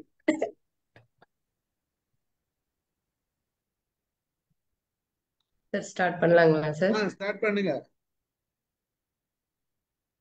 சார். நம்ம ஒரு விஷயத்த பேசணும் அப்படின்னு நினைக்கிறதே ஒரு மகிழ்ச்சி தான் சார். ஃப்ரெண்ட்ஸ் கூட உரையாடணும் அப்படின்னு தோன்றதே ஒரு மகிழ்ச்சி. ஃபர்ஸ்ட் நம்ம மகிழ்ச்சியா இருக்கிறோமா அப்படின்னு நமக்குள்ளே ஒரு கேள்வி கேட்டுட்டோம்னா நம்மளை விட ஒரு மகிழ்ச்சியான மனிதன் இந்த உலகத்துல இருக்க முடியாது அப்படின்னு சொல்லலாம் சார். நம்ம எத்தனைதான் ஒரு செல்வம் சேர்த்து வச்சிருந்தாலும் கூட நம்மளுக்கு ஒரு ஆரோக்கியமான நிலை இருக்கணும் அப்படின்னா அதுக்கு மகிழ்ச்சியோடு இருந்தா மட்டும்தான் நம்மளுக்கு அந்த ஹெல்த் அப்படிங்கிற ஒரு செல்வம் வந்து கிடைக்கும் சார். அதுக்கப்புறம் நம்ம உண்மையான வாழ்க்கையில நம்ம எதையோ தேடிட்டு போயிட்டே இருக்கிறோம். ஆனா மகிழ்ச்சி அப்படிங்கிறது நம்ம கிட்ட இருக்குது அப்படிங்கிறத நம்ம பெருசா அதை வந்து உணர்றதே இல்லை அப்படின்னு சொல்லிட்டு சொல்லலாம். இப்ப நான் வந்து என்கிட்ட இருக்கிற மகிழ்ச்சியான விஷயங்கள் அப்படின்னு சொல்லிட்டு நான் என்னோட அனுபவத்துல நானா தெரிஞ்சுக்கிட்டது அப்படின்னா, ஃபர்ஸ்ட் நம்மளுக்கு பிடிச்ச விஷயத்த நம்ம செய்யறதுக்கு ஒரு மகிழ்ச்சியான உணர்வோட செய்யறோமா அப்படின்ட்டு இப்ப என்னோட இந்த நாட்கள் எந்த மாதிரி போகுது அப்படின்னா, சக்கரவர்த்தி சார் சொன்ன மாதிரிதான் காலையில நேரத்திலேயே எந்திரிக்கிறதுக்கு அந்த கரெக்டா அந்த டைம் வரும்போது நம்மளோட உடலே நம்மளை எழுப்பி விடும் பாருங்களேன். நீங்க அலாரம் வச்செல்லாம் இது பண்ண வேண்டியதே இல்லை, ஆட்டோமேட்டிக்கா அந்த உடல் நம்மளை வந்து எழுப்பி விடும். ஸோ அதுவே நம்மளுக்கு ஒரு மகிழ்ச்சியான செய்தி. அந்த நாளை நம்மளுக்கு தொடங்கக்கூடியதற்கு நம்மளோட உடலும் வந்து நம்மளோட ஒத்துழைச்சி இயங்குது அப்படின்னு சொல்லிட்டு சொல்லலாம் சார். அதுக்கப்புறம் ஏதாவது ஒரு நேர்மறையான விஷயங்களை வந்து காதல கேட்டுட்டு அந்த நாளை வந்து தொடங்குறது. அதுக்கப்புறமா அன்றாடம் செய்யக்கூடிய வேலைகள்ல நம்ம செய்யக்கூடிய வேலையில இன்னைக்கு யாராவது ஒருத்தரையாவது மகிழ்ச்சிருக்கோமா அப்படின்னு ஒண்ணு பாக்குறது சார். எத்தனையோ பேர் வந்து நான் வேலைக்கு போனதுக்கு அப்புறம், சிஸ்டர் நாங்க எவ்வளவு டென்ஷன் ஆகி பேசிட்டே இருக்கிறோம், உங்க முகத்துல ஒரு சலனம் கூட தெரியவே இல்லையே அப்படின்னு சொல்லிட்டு கேட்பாங்க. சார் இதுல ஒரு விஷயம் நீங்க உற்று நோக்கணும் சார். நீங்க மகிழ்ச்சியா இருக்கிறேன்னு சொல்லிட்டு உங்களை நீங்க டென்ஷன் படுத்திட்டு எங்களை நீங்க டென்ஷன் காட்டுற மாதிரி நினைச்சுக்கிறீங்க. ஆனா அது நீங்க உங்களோட உடலுக்கு கொடுக்கக்கூடிய ஒரு தீமையான செயல் அப்படின்னு சொல்லிட்டு நான் அந்த இடத்துல சொல்லுவேன். நல்லா பேசுறீங்க, பேச மட்டும் கத்துக்கிறீங்க சிஸ்டர் அப்படின்னு சொல்லிட்டு சொல்லுவாங்க அந்த இடத்துல. அதுக்கப்புறம் சொல்லுவாரு, நான் சார் ஒருத்தர் சொல்லியிருக்காரு, நான் எத்தனையோ நாள் உங்களை திட்டிருக்கேன், நீங்க வந்து திட்டிட்டே இருக்கேன்னு நான் போனதுக்கு அப்புறம் நீங்க சொல்லுவீங்களா அப்படின்னு சொல்லி சொன்னாரு. நான் சொன்னேன், நீங்க திட்டுறேன்னு நினைச்சு நீங்க திட்டலைங்க சார். நான் வந்து அந்த திட்டுதல் கூட நான் என்ன தீட்டுதலா தான் நினைச்சிட்டு இருக்கேன். நான் அந்த இடத்துல நான் அதை வந்து ஒரு மகிழ்ச்சியான விஷயமா தான் பார்த்துக்கிறேன். அப்படிங்கிற மாதிரி சொல்லிட்டு நான் போயிருவேன் சார். அதுக்கப்புறம் ஒவ்வொருத்தருமே வந்துட்டு எங்கிட்ட பேசுறது அப்படிங்கறத தாண்டி நம்ம ஒருத்தர்கிட்ட பேசுறப்போ அந்த நேரம் வந்து அவங்க எப்படி நம்ம சந்தோஷமா வச்சுக்கணும் அப்படிங்கிறது, அந்த சூழ்நிலை வந்து நம்ம மகிழ்ச்சியானதா மாத்திக்கிறது அப்படிங்கறது நம்ம கிட்டதான் இருக்கு அப்படிங்கறத நான் சொல்லணும்னு நினைக்கிறேன். அப்புறம் நம்மளுக்கு பிடிச்ச சின்ன சின்ன விஷயங்கள்ல எல்லாருமே சொன்ன மாதிரி நான் இப்ப வந்து இந்த தமிழ் மேல இருக்கிற ஆர்வம் அப்படின்னு கூட சொல்லலாம். தினம் தினம் ஏதாவது ஒரு கவிதை எழுதி போடணும் அப்படிங்கறக்காக அந்த தமிழ் சொற்களை தேடுதல் அப்படிங்கிறது ஒரு தீராத வேட்கை அப்படின்னு சொல்லலாம். அன்னைக்கு வந்து ஒரு கவிதை எழுதி முடிக்கணும் அப்படிங்கிற ஒரு டார்கெட் வச்சுட்டு அதை நான் முடிக்கிறதே எனக்கு அந்த நாளோட மகிழ்ச்சியா நான் நினைக்கிறேன். அதுக்கப்புறம் ஒவ்வொரு நாளுமே நம்ம ஒரு நல்ல விஷயத்த தெரிஞ்சுக்கிறோமா அப்படிங்கறத பாக்குறது, அது இல்லாம பயணம் பண்ணும்போது நம்ம கூட இருக்கிற சக பயணிகளோட மகிழ்ச்சியா அந்த பயணத்தை என்ஜாய் பண்றது, அதெல்லாமே ஒரு மகிழ்ச்சியான விஷயமா நான் நினைக்கிறேன் சார். அதுக்கப்புறம் நம்ம மகிழ்ச்சியா இருக்கிறதுனால நம்மளை சுத்தி இருக்கிறவங்களும் மகிழ்ச்சியா இருப்பாங்க. அதனால நமக்குள்ள ஒரு பெருமிதமான ஒரு உணர்வு கிடைக்கும் பாருங்களேன். அதை அனுபவிச்சா மட்டும்தான் அதை புரிஞ்சுக்க முடியும். அந்த மகிழ்ச்சின்னு நம்ம சொல்லிடுறோம், அதுக்கு எத்தனையோ வார்த்தைகள் சொல்றோம், இன்பமா இருக்கிறது, சந்தோஷமா இருக்கும், ஆனந்தமா இருக்கும் அப்படின்னு சொல்லிட்டு. ஆனா எல்லாத்துக்கும் சேர்த்து ஒரே வார்த்தை மகிழ்ச்சியா இருக்கேன்னு சொல்லிட்டு முடிச்சுக்கலாம். வாய்ப்பிற்கு நன்றி சார். மகிழ்ச்சியோடு இருப்போம், பிறரை மகிழ்வித்து வாழ்வோம். Thank you sir. உங்க கைதரலாம் சிவகணி. அருமை சிவகணி, அருமை. மகிழ்ச்சி மகிழ்ச்சி. வேற யார் இருக்குது? மாலதி பேசியாமா? விவேகானந்தன் பேசுங்க.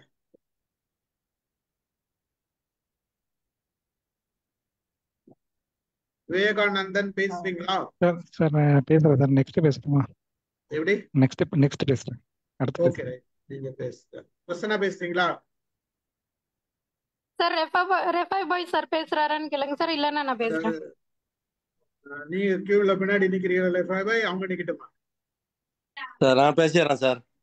அதுக்குதான். ஓகே சார், ஆரம்பிக்கிறதுக்கு முன்னால அவர் சொல்லிக்கிட்டு நாங்கள் மறுபடியும் நீங்க ரிங் போடுங்க. Okay, start. எல்லோருக்கும் வணக்கம் சார். மன்னிக்கிறேன், உங்க மணி வரல சார். திருப்பி போடுங்க. திருப்பி எல்லாம் போட முடியாது, மறுபடியும் போடுறேன். வருதா? ஓகே. எல்லோருக்கும் வணக்கம். இன்னைக்கு பிளேயரை பார்த்து கொஞ்சம் தடுமாற்றிட்டேன். எப்படியா எதையாவது தலைப்பில் பேசணும்னு சொல்லிட்டு வாகனத்தில் ஓட்டிட்டு வரும்போது கற்பனை குதிரையை ஓட்ட விட்டேன். என்ன தலைப்படுத்தாலும் எல்லாரும் பேசுவாங்கன்னு சொல்லி மறக்க முடியுமாங்கிற தலைப்பு எடுத்து பேசுறேன் சார்.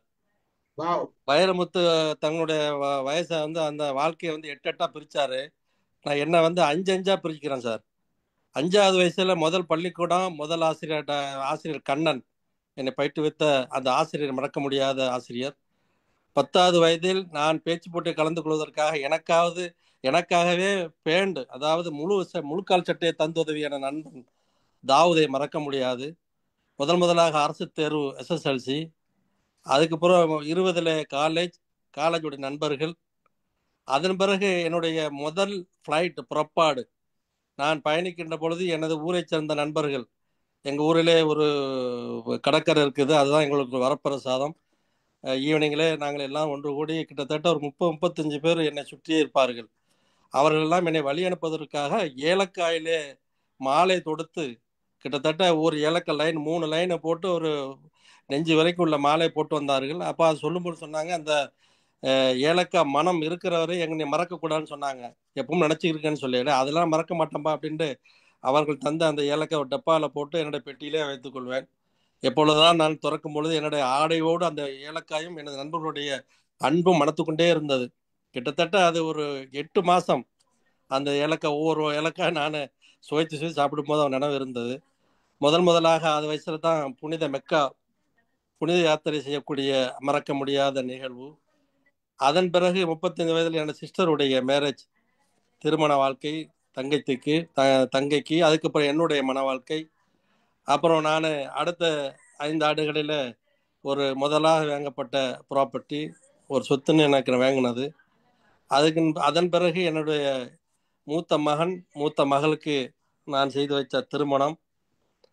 அதன் பிறகு இப்பொழுது 50வது வயதை எட்டியிருக்கக்கூடிய நான் கிட்டத்தட்ட எங்களுடைய ஊர் அமைப்பிற்கு நான் ஒரு பிரசிடென்ட்டாக, ஒரு தலைவராக நான் தேர்ந்தெடுக்கப்பட்டு அதனுடைய பொது பணிகளை நான் ஆட்டிக்கொண்டிருக்கிறேன். அச்சமயத்தில் தான் கிட்டத்தட்ட மைண்ட் ஒரு மைண்ட் இந்த உறுப்பினர்களை காணக்கூடிய வாய்ப்பு கிடைத்தது. எம்ஐஎம்னுடைய முதல் உறுப்பினராக நான் சந்தித்தது லதா மேடத்தை. அது எப்பொழுதுமே நான் எப்பொழுதும் மறக்காமல் சொல்லி கொண்டிருப்பேன். மறக்க முடியாத மெம்பர்களில் அவரும் ஒருவர். அவர்தான் எங்களை முதலாக வாகனத்தை அழைத்து கொண்டு எனது பிள்ளைகளையும் மனைவியும் அழைத்து கொண்டு நம்ம ஒரு கேதரிங் வச்சுருந்தோம். ஃபர்ஸ்ட் கேதரிங்கில் சந்திக்கக்கூடிய வாய்ப்பு கிடைத்தது. இந்த 50 ஆண்டுகளில் நான் நிறைய நினைவுகள், மறக்க முடியாத நினைவுகளை தான் நான் இங்கே நினைவுபடுத்தியிருக்கிறேன். இதிலே நிறைய இழப்புகள், பெற்றோருடைய இழப்பு, எங்களோட குடும்பத்தாரில் சில பேர் என்னோடு பாசமாக இருக்கக்கூடிய நண்பர்களுடைய இழப்பு, நான் ஒன்றாக படித்த அல்லது காலேஜில் படிக்கக்கூடிய நண்பர்களையும் நான் இழக்க வேண்டிய சூழ்நிலை, சில பொருளாதார சிக்கல். இந்த 50 ஆண்டுகளில் நான் பிரித்து கொண்ட அந்த 5 ஆண்டுகளாக கட்டமைத்து கொண்ட அந்த படிகளிலே பலவிதமான போராட்டங்களும் அதே நேரத்தில் சந்தோஷங்களும் ஏற்பட்டிருக்கிறது. இந்த தலைப்பு கொடுத்து நான் வாகனத்தில் வரும்பொழுதே கிட்டத்தட்ட ஒரு 500 கான்டாக்ட்ஸை என் நினைவுபடுத்த முடிஞ்சது. பள்ளிக்கூட மாணவர்கள், காலேஜினுடைய நண்பர்கள், என்னுடைய பயணத்தில் பயணப்பட்டு என்னுடைய வெளிநாட்டில் இருக்கக்கூடிய சகோதரர்கள், என்னுடைய நண்பர்கள் வெளிநாட்டில் இருக்கக்கூடிய சகோதரர்கள், அதுக்கப்புறம் பின்ன எம்ஐனுடைய சகோதரர்கள், நண்பர்கள், இவரெல்லாம் கிட்டத்தட்ட ஒரு 500க்கு மேலதிகமான நண்பர்களை நான் நினைவுபடுத்தி கொண்டே வந்தேன். அந்த மறக்க முடியாத நினைவுகளை இன்று உங்களோடு பகிர்ந்து கொண்டு, இந்த நல்ல ஒரு முயற்சிக்கு 5 நிமிடங்கள் பத்தாது. நீங்கள் நிறைய பேர் மகிழ்ச்சியாக சொன்னாங்க. நான் இதை நினைவுபடுத்துவதன் மூலமாக இந்த மகிழ்ச்சியை நான் எடுத்துக்கொள்கிறேன். உங்கள் அனைவர்களுக்கும் நன்றி. இதை வழிநடத்தி செல்கின்ற ஸ்டீபன் சாருக்கு மனப்பூர்வமான நன்றி, வாழ்த்துக்கள். கலந்து கொண்டு செவிமடுத்த அனைவர்களுக்கும் மனமார்ந்த நன்றிகள். வணக்கம். நன்றி நன்றி ரிஃபாய் பாய், நன்றி. திவ்யா, சரி கிருஷ்ணா வாங்க. வணக்கம் சார். வணக்கம். பேசுறீங்களா? பேசுறேன். அனைவருக்கும் வணக்கம். நான் பேச போற தலைப்பு நினைவுகள் சுகமா. இந்த தலைப்பை பார்த்த உடனே எனக்கு நினைவுகள்னா என்ன அப்படின்னு முதல்ல தோணுச்சு. நம்ம மனசுல அடி ஆழத்துல பதிஞ்சு கிடக்கிற கடந்த கால அனுபவங்களோட சேமிப்பு, அதுதான் நினைவுகள் அப்படின்றது தெரிஞ்சது. அப்போ என்னோட மனசுல என்னென்னலாம் இருக்கு அப்படின்னு நான் என்னோட சைல்டுஹுட்லேருந்து யோசிக்க ஆரம்பிச்சேன். நான் என்னோட ஒரு 3 வயசு 4 வயசு இருக்கும் பொழுது, அப்பெல்லாம் 10 பைசா நாணயம் உண்டு, ஒரு அலுமினியம் மாதிரி இருக்கும். அந்த 10 பைசா நாணயத்தை 2 பல்லையும் கடிச்சுக்கிட்டு 2 உதட்டுக்கு நடுவுல வச்சு ஊதினா ஒரு சவுண்டு வரும். அது ஒரு விளையாட்டு. அந்த மாதிரி பண்ணும் பொழுது என்னோட தொண்டை குழியில உள்ள போய் அந்த காசு மாட்டிடுச்சு. அது எப்படி மாட்டிடுச்சுன்னா வெர்டிக்கலா மாட்டிடுச்சு. உள்ளேயும் போகாம வெளியிலயும் வராம என்னால பேச முடியல. ஆனா அப்ப எழுத தெரியும்ன்றதுனால நான் ஸ்லேட்டு குச்சி வச்சுதான் அப்ப ஸ்கூல்ல எழுதுவோம். நான் எழுதிட்டேன், காசை முழுங்கிட்டேன், பேச முடியல அப்படின்னு எழுதி கன்வே பண்ணிட்டேன். எங்க ஊர்ல அப்ப பெரிய ஹாஸ்பிட்டல்லாம் கிடையாது. தஞ்சாவூருக்கு கூட்டிட்டு போனோம். எங்க அம்மா பதறி போயிட்டு, அப்பா டிரைவரா இருந்ததுனால வீக்லி ஒன்ஸ் தான் இருப்பாங்க. அன்னைக்கு அப்பா இல்ல வீட்டுல. அம்மாக்கு பயம், பதறி போய் உடனே தஞ்சாவூருக்கு கூட்டிட்டு போறாங்க. தஞ்சாவூர்ல எங்க ஃபேமிலி ஃப்ரெண்டு மாமா ஒருத்தவங்க இருந்தாங்க. அவங்களுக்கு இங்கேருந்து போகும்போதே சொல்லியாச்சு. தஞ்சாவூர் ஒரு 1.5 மணி நேரம் டிராவல் கும்பகோணத்துலேருந்து அப்போல்லாம் போகும்போது. அப்படி போகும்பொழுது டாக்டர் கிட்ட கூட்டிட்டு போயாச்சு. மாமா ஹாஸ்பிட்டல் வந்துட்டாங்க, டாக்டர் சர்ஜரி பண்ணணும்ன்றாரு. இப்ப எங்க மாமா என்ன பண்ணனாங்கன்னா, என் 2 காலை தூக்கி தலைகீழா தொங்க விட்டு கழுத்துல பின்பக்கமா மட்டார் மட்டார் மட்டார்னு அடிச்சாங்க. இன்னமும் அது நல்ல ஞாபகம் இருக்கு. அவங்க அடிச்ச அடியில அந்த காசு வெளியில வந்தது ஹாஸ்பிட்டல்லே. ஸோ இது ஒரு மறக்க முடியாத அனுபவம் எனக்கு ஞாபகம் வந்தது. அதே மாதிரி நான் ஏற்கனவே ஒரு தடவை சொல்லியிருக்கேன், ஸ்கூல் போறதுக்கு ஒரு தடவை பிடிக்காம சனிக்கிழமை ஸ்கூல் வச்சாங்க அப்படின்றதுனால நான் ஸ்கூலுக்கு போகாம காணா போயிட்டேன். அந்த மாதிரி எல்லாம் பண்ணியிருக்கேன். ஸ்கூல்ல சத்துணவு திட்டம் அப்போ இருந்தது. வீட்டுல டப்பா கொடுத்து அனுப்பினா கூட அதை யார்கிட்டயாவது கொடுத்துட்டு அந்த சுட சுட அந்த சத்துணவு சாதத்தோட வாசனை பிடிக்கும், அதனால அதை போய் வாங்கி சாப்பிட்டது. அதே மாதிரி நான் கொஞ்சம் ரொம்ப பொசசிவா இருப்பேன். அதனால எதிர் வீட்டுல இருக்கிறவங்க எல்லாம் என்னட்ட வம்பிழுத்துட்டே இருப்பாங்க. பிரசன்ன காத்துல உங்க வீட்டு குப்பை எங்க வீட்டுக்கு வந்துருச்சுன்னுவாங்க. வேகமா போய் அந்த குப்பையெல்லாம் பொறுக்கிட்டு வந்து எங்க வீட்டுல கிளீனா இருக்கிற இடத்துல போட்டுட்டு வருவேன். அது எங்க குப்பை அப்படின்ட்டு. சோ இந்த மாதிரி விஷயங்கள் எல்லாம் எனக்கு நிறைய சின்ன வயசுல அதே மாதிரி அக்காவோட ட்ரெஸ் எல்லாம் தான் நான் போடுவேன். அப்படி போடும் பொழுது அப்பெல்லாம் அந்த கிளாத் கிழிஞ்சே போகாது, அவ்வளவு சீக்கிரத்துல அந்த துணி போகாது. ஊதுபத்திய வச்சு ஓட்ட போடுவேன். அப்பதான் கிழிஞ்சு போச்சுன்னு நான் சொல்லணும், அதுக்காக ஊதுபத்திய வச்சு ஓட்ட போடுவேன். அதே மாதிரி வளையல் உடையிலன்னா புதுசு வாங்கி கொடுக்க மாட்டாங்க. ஸ்கூல்ல போய் கல்லு வச்சு உடைச்சு அதை கலர் கலரா சேர்த்து விளையாடுறதுக்காக ஏன் வளையல உடைச்சு தரேன் அப்படின்னு பண்ணுவேன். இந்த விஷயங்கள்லாம் நினப்பு வந்தது.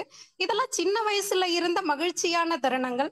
அதுக்கப்புறம் வளரும் பொழுது ஃபேமிலியில வீட்டுல பர்சனலா நடந்த நினைவுகள் கொஞ்சம் கசப்பாவும் இருக்கு.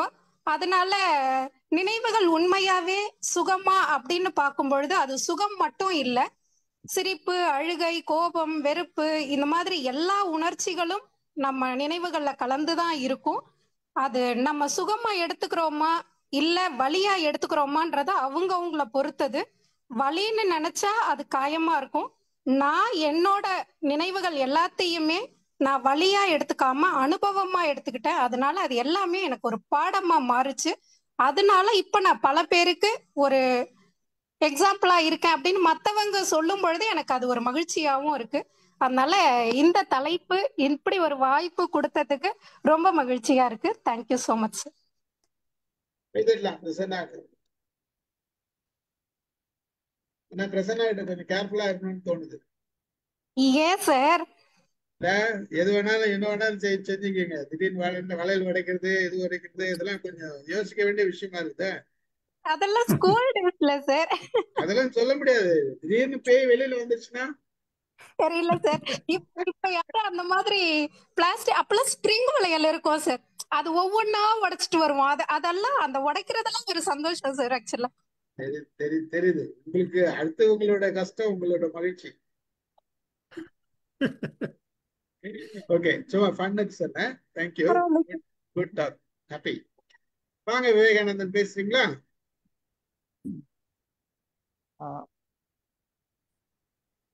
அனைவருக்கும் இங்கே உற்சாகமான மாலை வணக்கம். இன்னைக்கு நான் பேச போற தலைப்பு மின்னும் மண்ணும் மின்னும் தொழில்நுட்பம். இதுல வந்து மொத்தம் 3 பரிணாமம் இருக்குது. மண் என்பது நம் வாழ்க்கையோட அடித்தளம், விண் என்பது நம் கனவுகளின் பரிணாமம், மின் என்றது தொழில்நுட்பம், அந்த கனவுகளை நினைவாக்கும் பாலம். ஸோ மண்ணின்றி மனிதன் வாழ முடியாது. உணவின் பேரும் உயிரின் ஆழமும் மண்ணில் தான்.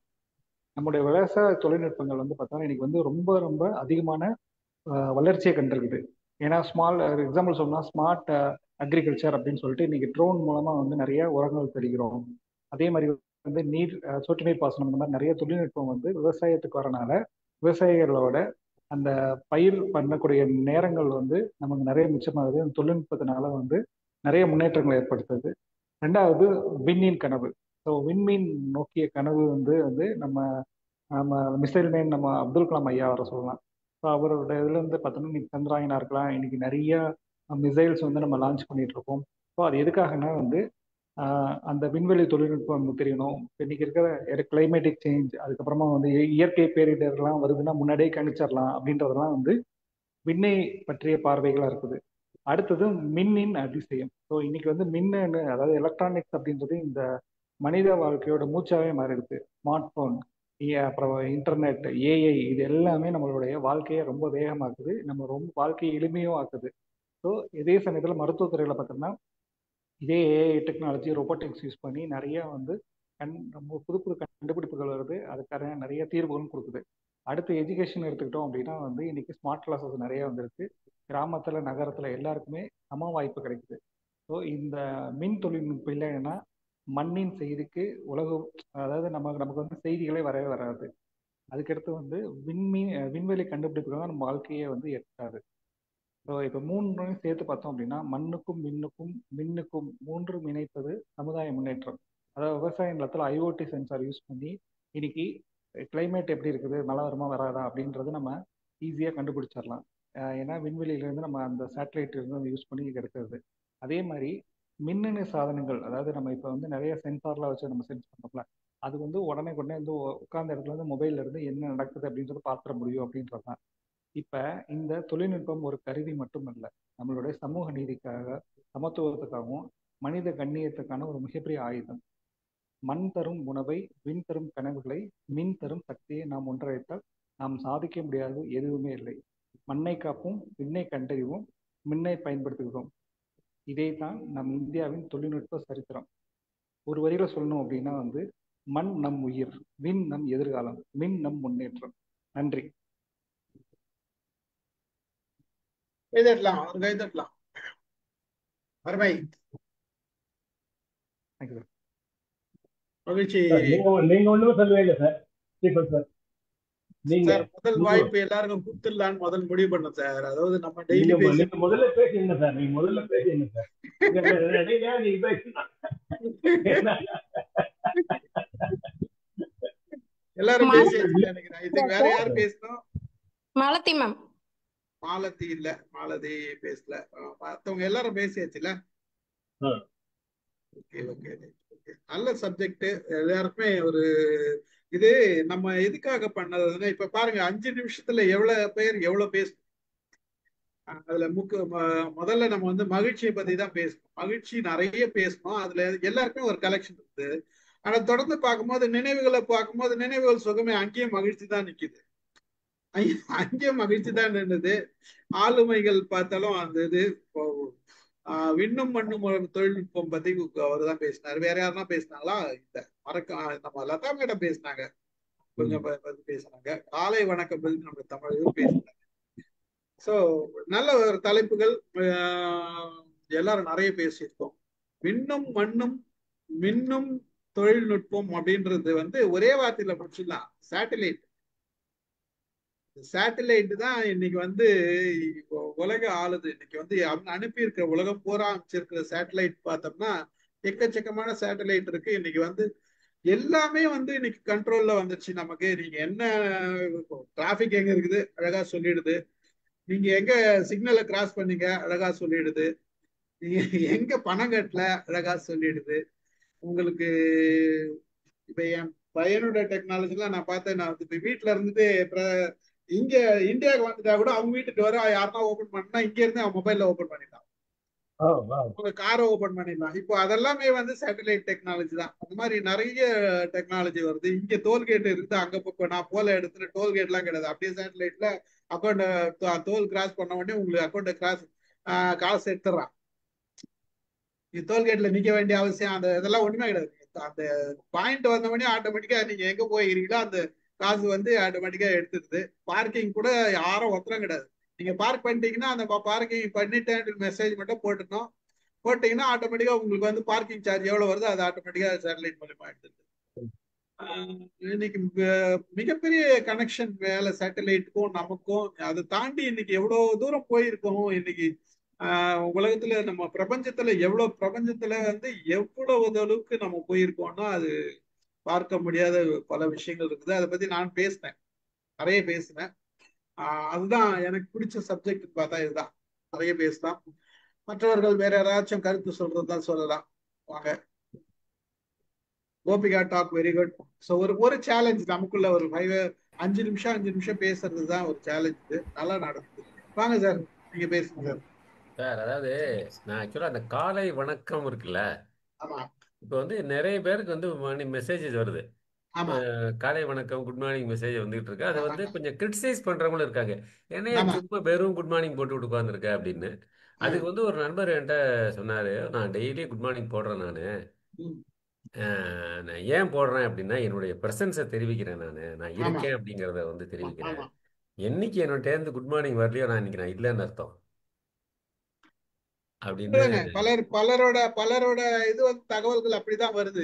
இருப்பை காமிக்கிறது முக்கியம். அதாவது வயதான காலத்துல இருப்பை காமிக்கிறது முக்கியம். நான் எனக்கு என்னன்னா, எனக்கு வர்ற குட் மார்னிங் மெசேஜ்லாம் வெறும் குட் மார்னிங் மெசேஜஸ்லாம் நான் ஒன்றும் பண்ண முடியாது. ஆனால் சில மெசேஜோட குட் மார்னிங் மெசேஜ் வரும். நான் அதுக்காக காத்துக்கிட்டு இருப்பேன். சில பேர்கிட்ட நல்லா வந்துக்கிட்டே இருக்கும். நான் அதை எனக்கு யூஸ் பண்ணிப்பேன். நான் இந்த இந்த இங்கிலீஷில் போடும்போது டெய்லி தாட் ஃபார் தி டேக்கு அந்த மெசேஜஸ் எல்லாம் யூஸ் பண்ணிப்பேன். நான் அதில் சில பேர் ரொம்ப அற்புதமாக வந்துட்டு இருக்கேன். நான் ரொம்ப விரும்பி பார்ப்பேன். நான் அதாவது ஜஸ்ட் குட் மார்னிங் மெசேஜ் மட்டும் கிடையாது. அதில் வந்து சில தகவல் வரும்போது அது ரொம்ப சுவையாக இருக்குது. நம்ம எத்தனையோ கேட்டிருக்கோம், நம்ம கேட்காத இப்போ இந்த தாட் ஃபார் த டே பார்த்தீங்கன்னா முக்கால்வாசி நம்ம பார்த்துருப்போம் இப்போ நிறைய விஷயங்கள். ஆனால் பார்க்காத நிறைய விஷயங்கள் வந்துகிட்டு இருக்கு அதில். அது ஒரு சுவாரஸ்யம் இருக்குது அதில் நிறைய கற்றுக்குறோம் நம்ம. அதனால் வந்து அதை நான் வந்து அதை புறக்கணிக்கிறது கிடையாது. இப்போ யாராவது அனுப்பிச்சாங்க அப்படின்னா நான் ஐ அக்னாலேஜ் அதை வந்து நம்ம அதுக்கு வந்து ரெஸ்பெக்ட் கொடுத்து பார்க்கணும்னு என்னோட அபிப்பிராயம். அது முதல்ல நான் சொன்ன மாதிரி வந்து தன்னுடைய இருப்பை தெரிவிக்கிறது வந்து ரொம்ப முக்கியம். So once you cross 60 or 70 அப்படிங்கும்போது நம்ம சில பேர் வந்து நம்ம எல்லாருக்கும் அனுப்புறது கிடையாது. யாரெல்லாம் அனுப்புகிறாங்களோ அவங்களுக்கு நம்ம ரெசிப்ரிகேட் பண்ணுறது வந்து அது அவங்களுக்கு கொடுக்குற மரியாதை அப்படின்னு நான் நினைக்கிறேன். நன்றி அருமை சார். அருமை சார். கிட்டத்தட்ட 3 நாள் பார்ப்போம் சார். என்னுடைய நண்பர்கள் கேரளால 90 வயசு அனுப்பார். 3 நாள் வரலனாக்கா என்ன உண்மையே வரலையே அப்படின்னு மறந்துட்டோம்பா அப்படின்னு அவரு 85 வயசுல பொன்னாவூர்ல இருக்காரு. அவரு அனுப்புவாரு. வரலன்னா போன் பண்ணி கேட்டுக்கொள்ளாரு. இதெல்லாம் ஒரு இண்டிகேஷன் தான். தேங்க்யூ. கிட்டத்தட்ட ஒரு 15 வருஷமா நான் வந்து Facebookல ஒரு மெசேஜ் போட்டு குட் மார்னிங் போட்டுட்டு இருக்கேன். இது வந்து மோஸ்ட்லி டெய்லி மிஸ் ஆகுறது வந்து போடாத நாட்கள்னு பார்த்தா ஒரு கவுண்ட் பண்ணிடலாம். அந்த அளவுக்கு தான். மேக்ஸிமம் வந்து ஏதாச்சும் ஒரு மெசேஜை போட்டு குட் மார்னிங் மெசேஜ் போடுவேன், இல்லை ஒரு போட்டோவாச்சும் போட்டு ஒரு குட் மார்னிங் மெசேஜ் போடுவேன். ரெகுலரா பண்ணிட்டு இருக்கேன். இதுக்கு காரணம் என்னன்னா, நான் 2010 ராமு சார் வீட்டுக்கு போனேன். அவர் வந்து Facebookல இருந்தார். Facebookல பார்த்துட்டு இந்த மாதிரி அந்த சைக்காலஜிஸ்ட் டெய்லி ஒரு மெசேஜ் புதுசா போட்டுனே இருக்கா சார் அப்படின்னா என்கிட்ட சொன்னாரு. அவர் சொன்ன அந்த வார்த்தை நம்ம கூட பண்ணோம் அப்படின்னு சொன்னாரு. அவர் ஆரம்பிச்சாரு இல்ல, நான் ஆரம்பிச்சிட்டேன். எனக்கு என்னைக்குமே மறக்க முடியாது இந்த மார்னிங் மெசேஜ் எப்படி ஆரம்பிச்சாரு. அவரு கூட நினைவுல இருக்காது. ஏன்னா அவர் அங்க நான் போய் மீட் பண்ணி பேசும்போது அவர் சொன்ன இது பார்த்து Facebook பார்த்து 2010 நடந்தது.